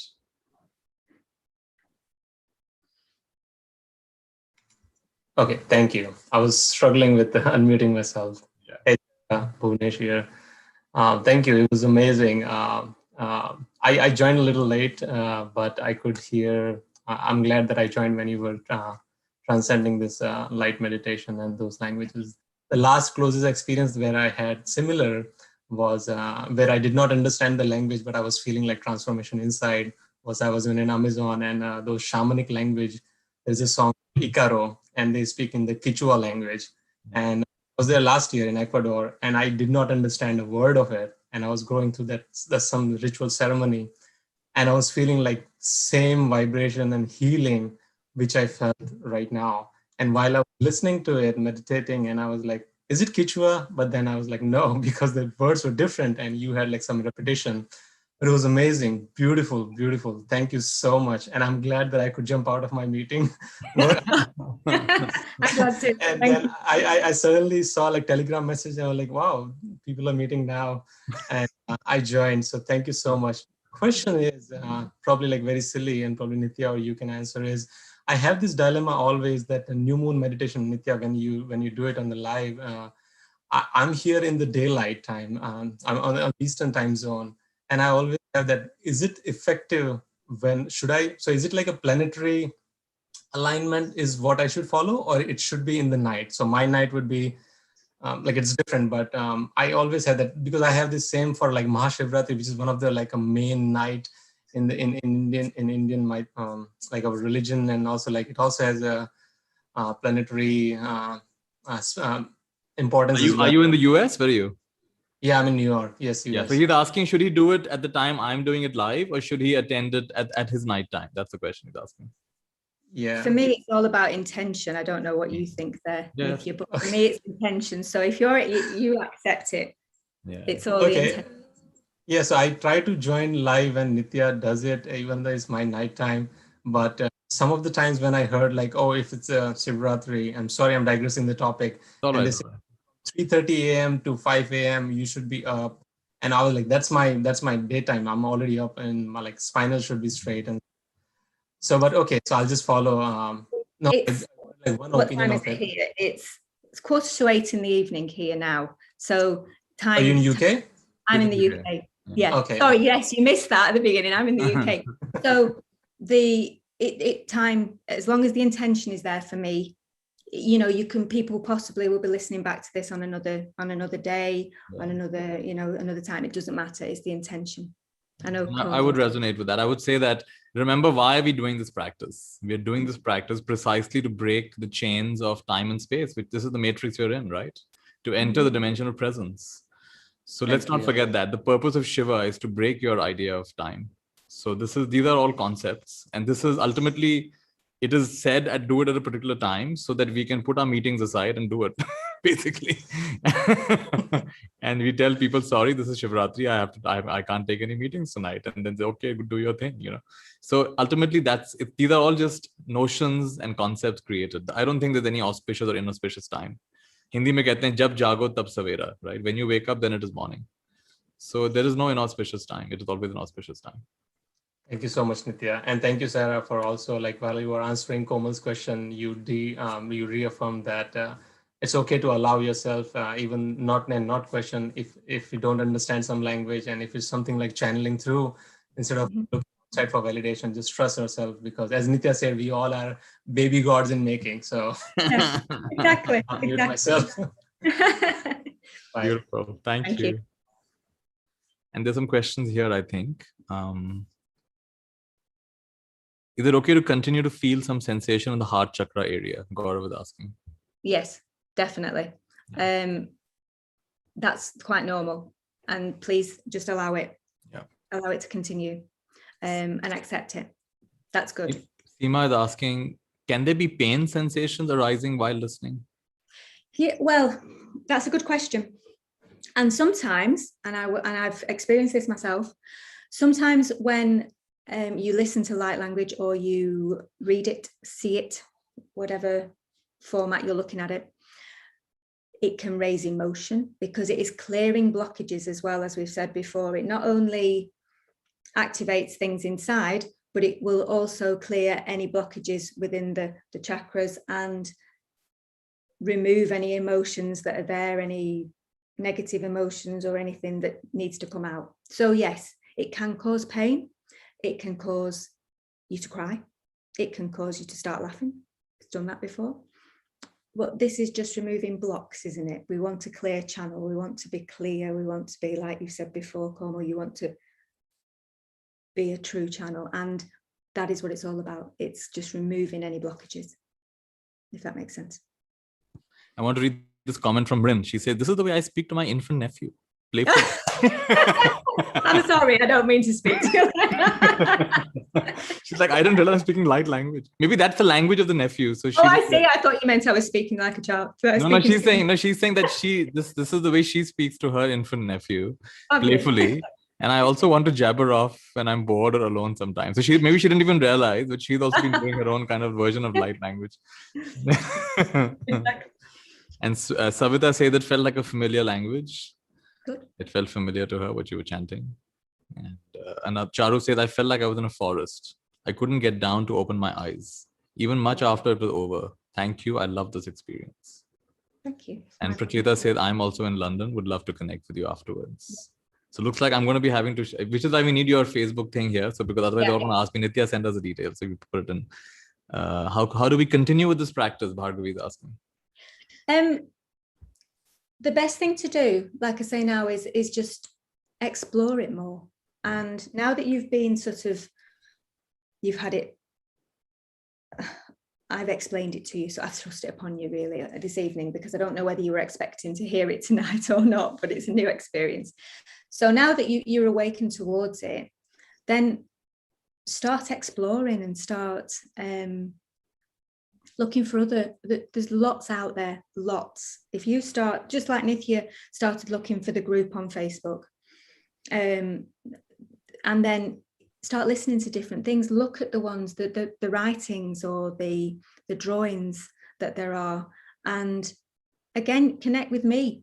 You know, I will put my page up there, that's fine. Connect with me, and if I can help, I will. It's just it's another part of your journey now, isn't it? It's a new strand to go down and start learning, and hopefully it's awakened something within you, a curiosity and knowledge, a wanting for knowledge, really. Great. Why don't you actually type out your Facebook? Because some people might be leaving, getting late in India. Okay, yeah. And meanwhile, Jashan is saying, let me actually read Udit's message. Udit's saying, I heard you with a lot of curiosity, Sarah, honestly, in a very casual way, not trying to find any meaning out of it. But something internally is calmer now, is very settled. I'm feeling complete. Fabulous. Fabulous. Thank you. That's really good to hear. And I'm pleased about that, because that's fabulous. Now that I'm trying to do after 12 a.m., it becomes night language instead of light language. Yeah. Yes. I'm going to put on here my Instagram first of all, because on Facebook it's literally just language of light, but there are whatever. a few. Put it in. Yeah. Okay. And then you can find me. Yeah, that's fine. And what else are people saying? I missed the beginning. May I ask if it's a chant or if it's a high? So Jashan, it's more like a higher frequency language, like you're saying. It's something that's coming through her. It's not necessarily a chant, even though it's enchanting, but it's not a chant. It's a new thing to me, but I'm inquisitive to know more about it. Thank you, Nithya and Sarah, for being a channel of blessings. So that's Sarah's Instagram, Blue Star Light Language. I'm just putting my email on there as well, if anybody put your wants email. to. That's nice. Hopefully, Blue Star. There we go. Is that okay? Yeah, email is bluestarlightlanguage@gmail. You want to put your Facebook page as well, or you don't want to put that? Well, the problem is it's just literally language of light, and there's quite a few of them. So put it in. Okay, I'll put it in. Now they know who's speaking. Yeah, exactly. Secret is out. There, I know. I'm unmasked. But there's quite a few language of lights. But as I say, there's only one at Blue Star Light Language. So if you search for at Blue Star Light Language. Okay. So those people who are on YouTube and other places, it's at Blue Star Light Language on Instagram. And email is bluestarlightlanguage@gmail.com. Yeah. And Facebook is Language of Light. Yeah. And Tejas is saying, I had a slightly different experience, Sarah. There were intense sensations and something got scared within me. Is this normal? Okay. Yes, it can be. It can be, because the scare, when you become scared, I think that's probably your mind that's being scared because of these sensations. If you're not used to these sensations, which it can be a very, very powerful experience. And as I said before, not everybody resonates with the same light language. Not every, maybe it was a key that you needed tonight, the way that I spoke and did the singing, and it was unlocking something within you, and it was very, very intense, and it can be, and that could be why you were feeling scared. As I said, the intention that was sent out there was of love and of love and light. So for me, I think that you being scared was possibly the human mind. I don't know how you feel about that, Nithya, but I think Tejas, he has a continue. Why don't you unmute yourself, Tejas? I think you have a continuation to that. Hi, can you hear me, Sarah? Yeah, we can hear you. Yes, I can. Yeah. Okay. Yeah. So when I was listening you chant, I felt intense. I had an intense experience, especially in the closer to the heart there. And so initially, I heard it, and I just decided to skip the Zoom meeting right away. That was an impulse. But then I was on again to see how it is progressing. So I joined the meeting again. And that time I had an even more intense kind of an experience where, I felt it was like I was blinding, it felt different. I can't explain it very clearly. And I definitely closed the meeting then, but I could see that, the intense vibrations are still there in my heart. So I just went and had a glass of water and calmed down. Yes, that's what I was going to say. That to me, you need to ground now. You need to ground and anchor those the energies that's come in. You've obviously taken on board a lot there, and that is a big thing for everybody. Please, afterwards, drink some water, ground yourself, and just accept the energies that you've received. And I think maybe it's something that you could explore in little bits if it's going to be such an intense experience, but you're obviously taking something from it because of the reaction that you got. So take it in a good way, but make sure you ground and make sure you anchor those energies in. And apart from drinking water, do you suggest anything else to ground and take in those feelings really naturally? Well, I always ground by going outside and just connecting with nature. That's me. That's how I do it. My feet on the floor, I connect, and I really do center myself outside. But after any healing session or anything like that, we always offer water anyway to ground the energies in. Even being bare feet can help, Tejas. Being bare feet, and just even if you don't have nature, you can just imagine roots growing out of your feet, going deep into the earth. That can also do it. That's right. I do that. I don't know whether everybody does that, but I do that every morning. I always imagine the roots coming out of the soles of my feet down deep into the earth, just to ground, because it is intense, and sometimes you can sort of feel quite spacey and not quite there, and you need to ground yourself. Yeah. So, when it gets really intense, you have to go and hug a tree. Yeah. Yeah. All right. I'll do just that, Nithya. Thank you, Sarah. Thank you. Pracheta has been raising her hand for a while. Pracheta, go ahead.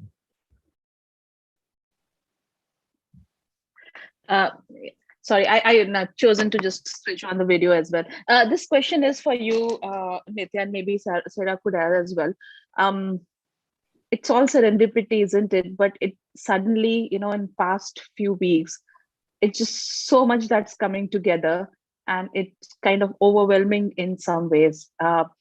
Meditation is not new to me. Been doing it for a very long time, 2 decades probably.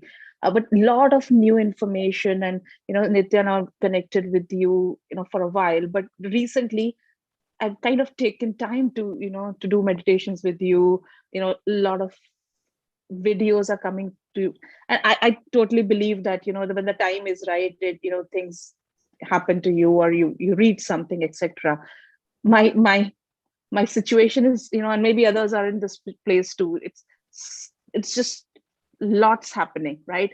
And the way I see it is, how much you could take it and kind of process it is all right, and what you can't, it's all right too.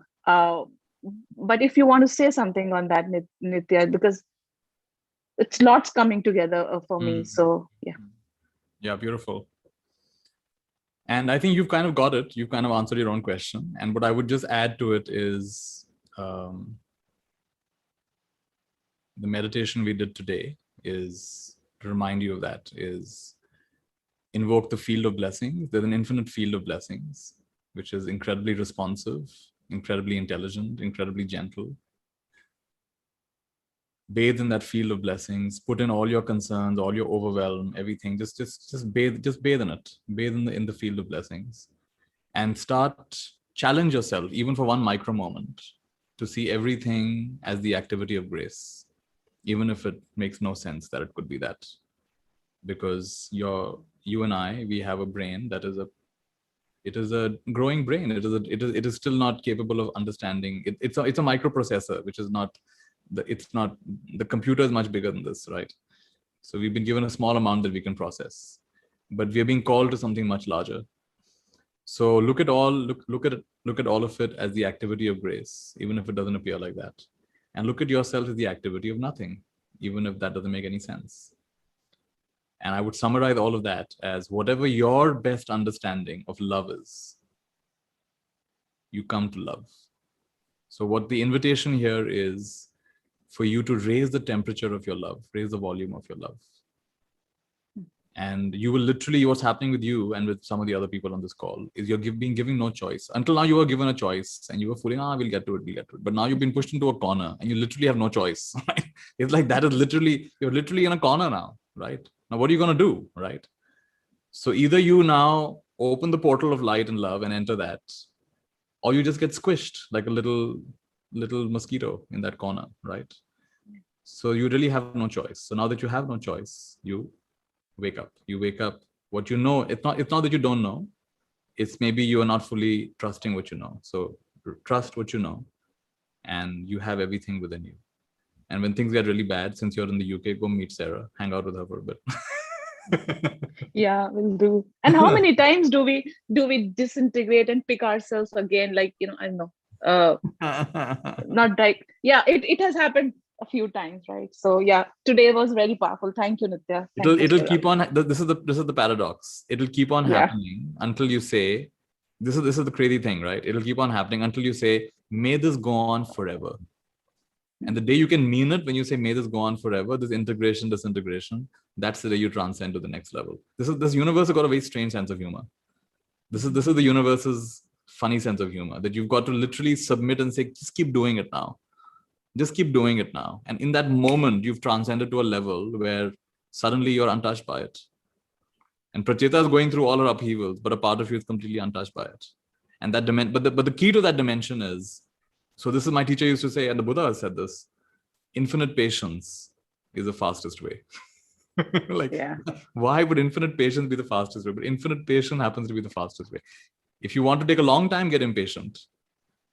Nature never hurries, yet everything gets done. Human beings are constantly in a hurry, yet nothing seems to get done. Our to-do list also doesn't get done.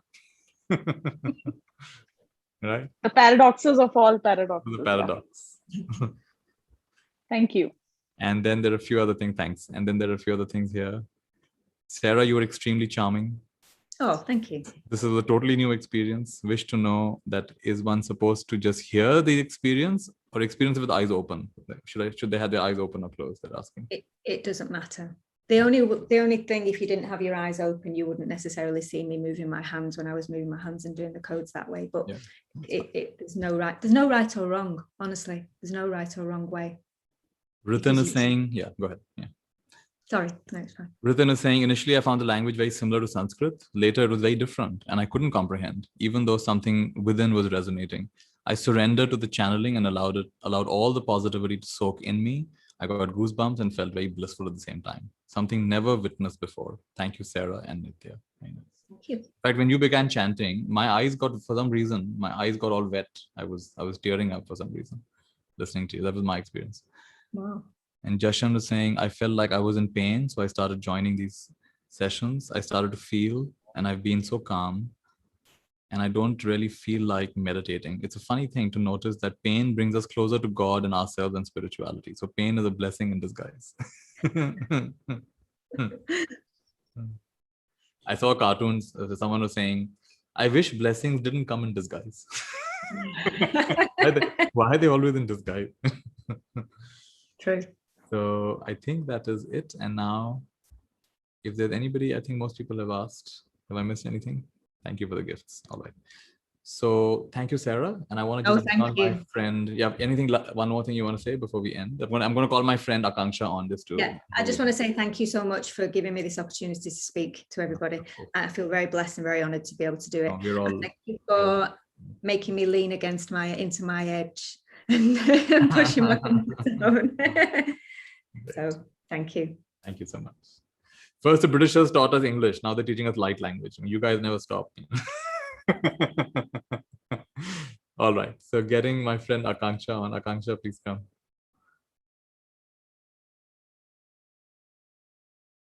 So Akancha, I just want you to share with people anything you want to share about your work, and also tell us how we can support you, because while a lot of us want to do good, we're not sure how to. And you have literally in the last month saved 27 kids from human trafficking, and you've literally saved their lives actually. And what are the ways that we can support your work? Anything that you want to say?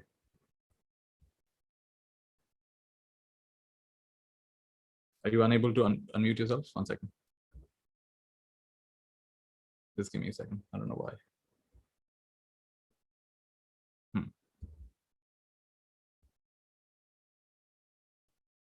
Now try. Yep. Yeah, works. Can you hear me clearly? We can hear you. Go ahead. Okay. Thank you for giving me this time. Thank you, Sarah. That was just beautiful. It was like an unexpected gift. I mean, all sessions with Nithya are unexpected gifts, because you never know what kind of a person you'll come out of that session. Something phenomenal happens, something changes. So I'm glad I'm here, and it's quite late, so I will get right to it. Nithya has already given an introduction of what we've been doing for the last 4.5 years. And I've been leading my foundation, which is India's largest foundation for cyber safety. And while doing that, I thought I'd seen everything, because I've dealt with criminals, victims, children, acid attack survivors, rape threats, everything. I thought I'd seen everything. But what I've seen in the last 1 month, I think it has changed me forever. And on the 3rd of May in the morning, and I remember calling Nithya a day before that, and I told him, hey, I want to save these children who've been orphaned in the second wave of COVID-19. And I had read an article on 30th of April, which said hundreds and thousands of children who are abandoned right now, and nobody wants to touch them because one, people are scared, they're nuclear families in the metros and larger cities, and there aren't enough relatives to take care of them. The community help is low. And I just could not comprehend what would a child who has just lost their parents, children are numb, they don't understand what's going on. And how are they left alone? Like, it was beyond my understanding. So I said, what do we do? The first thing we are going to do is let's get them to a safe space. I want to make sure that no child is dying out on the streets, that child is not falling into the hands of a trafficker or illegal adoption. So because we have very good relationships with law enforcement authorities, and I stand by my statement, if there is one wing of the authorities which is working in our country extremely well right now, my immense gratitude to the Indian police. Sometimes they are just a blind spot, because we see them at traffic signals, we're seeing them at hospitals, we are seeing them, do almost everything. Mumbai, people who are based in Mumbai, you know how monsoons are, and they're standing there in knee-high water, and we've become very insensitive towards them, but it's the only wing which is right there on ground, and hundreds and thousands of Indian policemen have died while serving on COVID duties. So I said, because we have such good relationship, if you see a child, an abandoned child, inform us, and we will quickly make sure we inform the authorities, who will inform the child welfare committees, and we'll put them in a shelter. And I said, okay, how hard can this be? We'll get 8 triggers, 10 triggers in a day. Let's see. And I remember telling Nithya, I don't know the how of it. I know the why of it. I know why I should do this. I don't know how it's going to work, but I'm going to go ahead and I'm just going to launch this helpline. On 3rd of May at 9:30 a.m., we announced this WhatsApp helpline and said, send us information about the abandoned children. But as universe, had decided, and there was some magic, by afternoon, it had reached like a collective reach of about 40, 50 million people, because influencers started picking it up, news channels started picking it up, because it's something which I wish, we had done even earlier. And we got about 3,500 to 4,000 calls that day. Like the phone would just keep ringing on the second line. It just crashed. Our WhatsApp helpline crashed, and we realized the enormity of this tragedy. And I said, oh my God, like there's something far more bigger happening out here. So we immediately got a team of 5 to 6 people together. I said, let's just make like a whole playbook, and let's create a master data book of all the shelter homes, orphanages. Let's start calling them. And that was an insane exercise. Like these 6 people have just been making calls for 1 month now, and they're calling up shelter homes, orphanages, and we're asking them questions. What age group of children are you accepting? What gender? How much money do you have? How much does your electricity cost? Can you take in more children? And we realized this is absolutely insane, because orphanages are running out of money. They don't have money to pay rents. They don't have money for food. And they're saying, no, sorry, don't send us more children because we can't afford to keep more children. They don't have enough doctors tending to them. So we said, okay, so let's start making a list of doctors across cities. And let's find out how many of them can give us pro bono time, or how many of them can give us discounted times. Then food, how do we make sure that food reaches? And this was just never ending. And we started making, a verified list of police officers from interior, so from a Jorhat and Assam to Jharkhand, everywhere. And as I said, I think this experience of rescuing children has made something else out of me, because I do realize I'm just a medium, and I'm very fortunate to have this opportunity to make some difference to a few lives. But when we deal with rescuing a child who's maybe 7 years old, and the child is alone at home because people are really scared to go in, he just lost his father. As a human being, the first thing I ask myself, what does a 7-year-old child know? Does he know not to switch on the cooking gas? Does he know not to switch on the electrical appliances? How is he sleeping? Who's feeding him? And then there are multiple levels of challenges, because in our country, there are a lot of laws and processes, and we can't touch the child directly. We cannot rescue the child directly. And there are child welfare committees. And sometimes we are fighting all these levels to make a difference. And we have to use every possible way of sometimes being a little loud, or being, a little assertive, being a little aggressive, pleading, begging, to make sure that 7-year-old is not left alone at home. So if a child who's just lost both his parents and he's alone at home, journalists ask me, how is the child feeling? I'm like, a child is feeling nothing, because the child is too numb to understand what the hell happened. And then the whole process, sometimes it takes us about 40 to 50 calls to rescue one child, and then to make sure that the child has reached the shelter home. And then I realized something else, because in one such operation, when I called, so a team is trained to call the shelter home the next day and the following day, at least for a week, to see that the child remains there. And next morning when we called, the child was missing. And I think I almost died, because I kept asking, where did he go? How did he step out? Who was watching the gate? Where did this child go? And it took us about 6 to 7 hours to trace that child back. And that raised the next red flag, that children might get re-released into the same dangerous environment. And then we started receiving a lot of messages, which were obviously from, child traffickers, because they were putting up all these messages of illegal adoption, saying, hey, I have a 30-day-old baby, would you like to adopt? So I trapped a couple of them by saying, oh, I'm desperate to adopt. Can you please tell me your location? I would love to come and meet the baby. How much can I pay you for the baby? And they said, oh, you need to pay me 45,000 bucks. I said, sir, I'll pay you 55,000 bucks. I'm desperate. I'll come and see you, give me a location. He gave me the location. I passed it on to the enforcement wing and they trapped him. And it just broke my heart that in a tragedy like what we are going through right now, and for a child to lose both parents, or maybe had only one parent, and to lose that parent and to land in the hands of trafficker. What about children who are above 10 or 11 years old? Nobody wants to adopt an older baby. Everybody wants to adopt toddlers, infants. What is their future? And the more I studied this, I was just petrified because it looked like a lot of these children might grow up not guided, not with proper education, might end up being petty thieves, criminals, or again, land in hands of traffickers.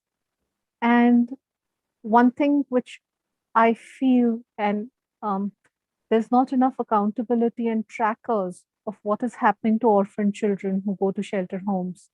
Even adoption in India takes many, many years. There are very stringent laws and rules. So what is happening to the rest of children? Are they staying in shelter homes? Do they have education? How long are they staying? When are they released? And then it came to me that it looks like we need to create an entire ecosystem and an entire very cohesive, very well nurtured ecosystem where from the time a child enters an orphanage or a shelter home to making sure that kid has clothes to wear, food, and education comes to me much later right now. Right now, I just want them to live. I want them to be in a physically safe environment, make sure that their tests are done, make sure that the shelter home does not release them because they don't have money to keep these children in. And authorities are also overburdened. It's very, very easy. Akancha, I'm just a little aware of the time. So, you there? Hello? Have you gotten frozen? Was it me? Generations to come if we don't take care of it right now. Akancha, I'm just noticing it's a little late. So can you give people details of how they can contribute to your sure. Yeah. So maybe I'll share a link to, we just put up a crowdfunding campaign as of yesterday, and we have detailed exactly what we are going to do with the money that comes in. And on the 1st of every month, we are also going to publish all details of how they were deployed. And what we really need right now are resources to make sure these children don't go away. I'd like to request everybody on the call right now to, you can of course contribute whatever you are able to, but I also want you to share it with your networks because there are about 70 people right now, 70, 80 people on the call right now. And if you can just share it with whatever networks, WhatsApp groups and other groups you have, and send it to the personal message. Don't just do a forward because there are endless forwards. You say that this is very good work happening, this is reliable work happening, and this is a very neglected part of the COVID relief operation. Everyone's talking about oxygen cylinders and things, but almost no one's talking about this aspect. So I would really love each one of you to share with a few others or many others, because Akancha has, as you can see, the work is very vast, and she's put up a crowdfunding campaign. And just today, some political party has decided to malign her. So a lot of the influencers have stepped back. So people are just, and they're afraid of the consequences. So I think we have to really step up and we have to work, we have to give strength to the truth, right? I can't believe people are maligning someone who's working day and night to rescue kids. This is just a very strange system. So we all have to, we can't just be quiet. So please do, that's why I invited her. The reason I invited her to today's call, she was not scheduled to be part of our call. I said, no, you come. And I want everyone on the call to support in whatever way they can. So support financially, support by spreading the word. Akanksha's shared, have you shared Akanksha? She's shared her link to her crowdfunding campaign. Also share your website, Akanksha. In just a second. And your social media handles as well. So please make note of that. And write your own personalized note and please share with people. And let's help Akanksha reach her goal so that she can continue her work. I mean, the one thing that should not be stopping her is funds. Everything else, there may be other things that stop her, but funds should not definitely be a shortage, right? And even if you contribute a little bit, everything counts because there's a very big goal, very big work that has to happen. Beautiful. Wonderful. Many blessings, Akanksha, for the beautiful work that you're doing. I'm just putting in my handles. She has the capacity to melt the hardest hearted police officers. Nobody can say anything to her because they realize the work she's doing is so pure. Right? Yeah. Thank you, Nithya. Beautiful. Thank you. I want to end with anything else you want to say, Akancha? Just gratitude. Just the fact that everyone listened to me, gratitude. And one thing I want everyone to do is, aside of all of this, in your heart, please find a minute to just pray for all these children. They're really struggling. Thank you. It's like I cannot imagine a worse nightmare for a child than to lose both their parents, and at a time like this. So this is definitely something that deserves as much power and attention as we can. I want to end with a beautiful Mangal Maitri chant. You can repeat after me if you like, or you can just listen to it. This is the light language I know.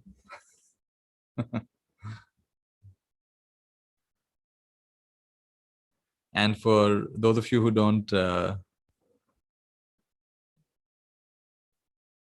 this is I don't know how many people are here from who don't understand Hindi, but basically this is a wishing well for everybody. Wishing well, may all beings be happy, may all beings be well. This light language we have some meaning for.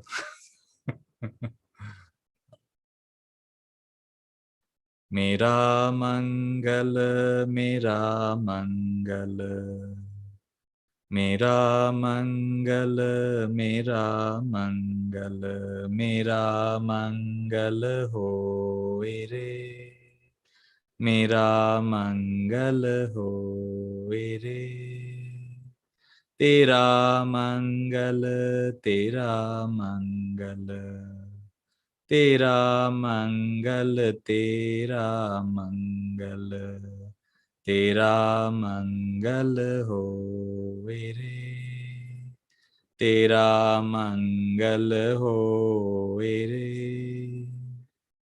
सभी का मंगल सभी का मंगल सभी का मंगल सभी का मंगल सभी का मंगल हो रे जन जन मंगल जन जन मंगल जन जन मंगल जन जन मंगल जन जन सुखिया हो रे जन जन सुखिया हो रे दसों दिशाओं के सब प्राणी मंगल लाभी हों रे दसों दिशाओं के सब प्राणी मंगल से भरपूर हों जल के थल के और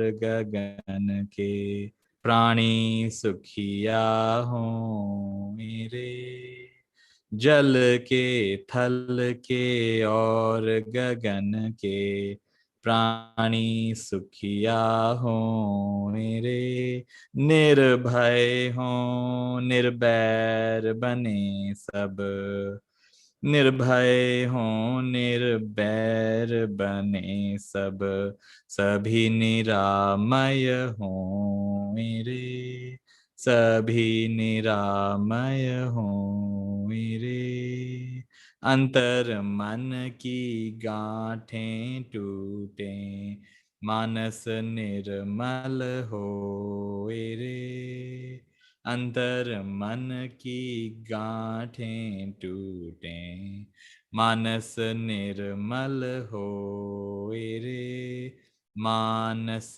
शीतल हो रे फिर से जाग उठे मुस्कान सब में जागे अंतर ज्ञान सभी का मंगल सभी का मंगल तेरा मंगल तेरा मंगल जन जन मंगल जन जन मंगल जन जन मंगल हो रे सभी का मंगल हो रे Samastha Sukhino Bhavantu. Samastha Sukhino Bhavantu. Samastha Sukhino Bhavantu. Om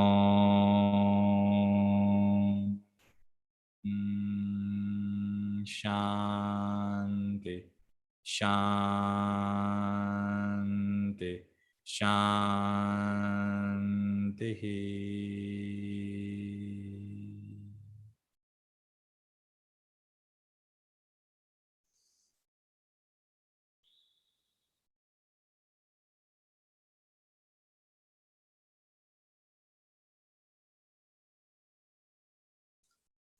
Beautiful, everybody. Thank you for joining us today.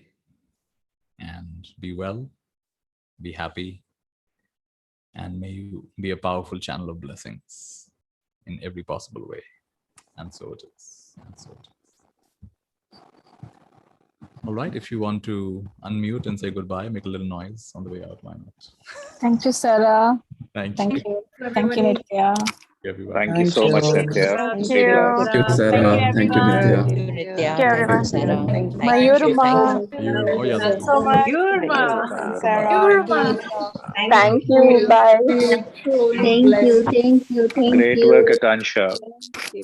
Thank you. I'm going to actually copy the whole chat so that we are recording on the cloud. All right, thank you. And Sarah, be well. Take care.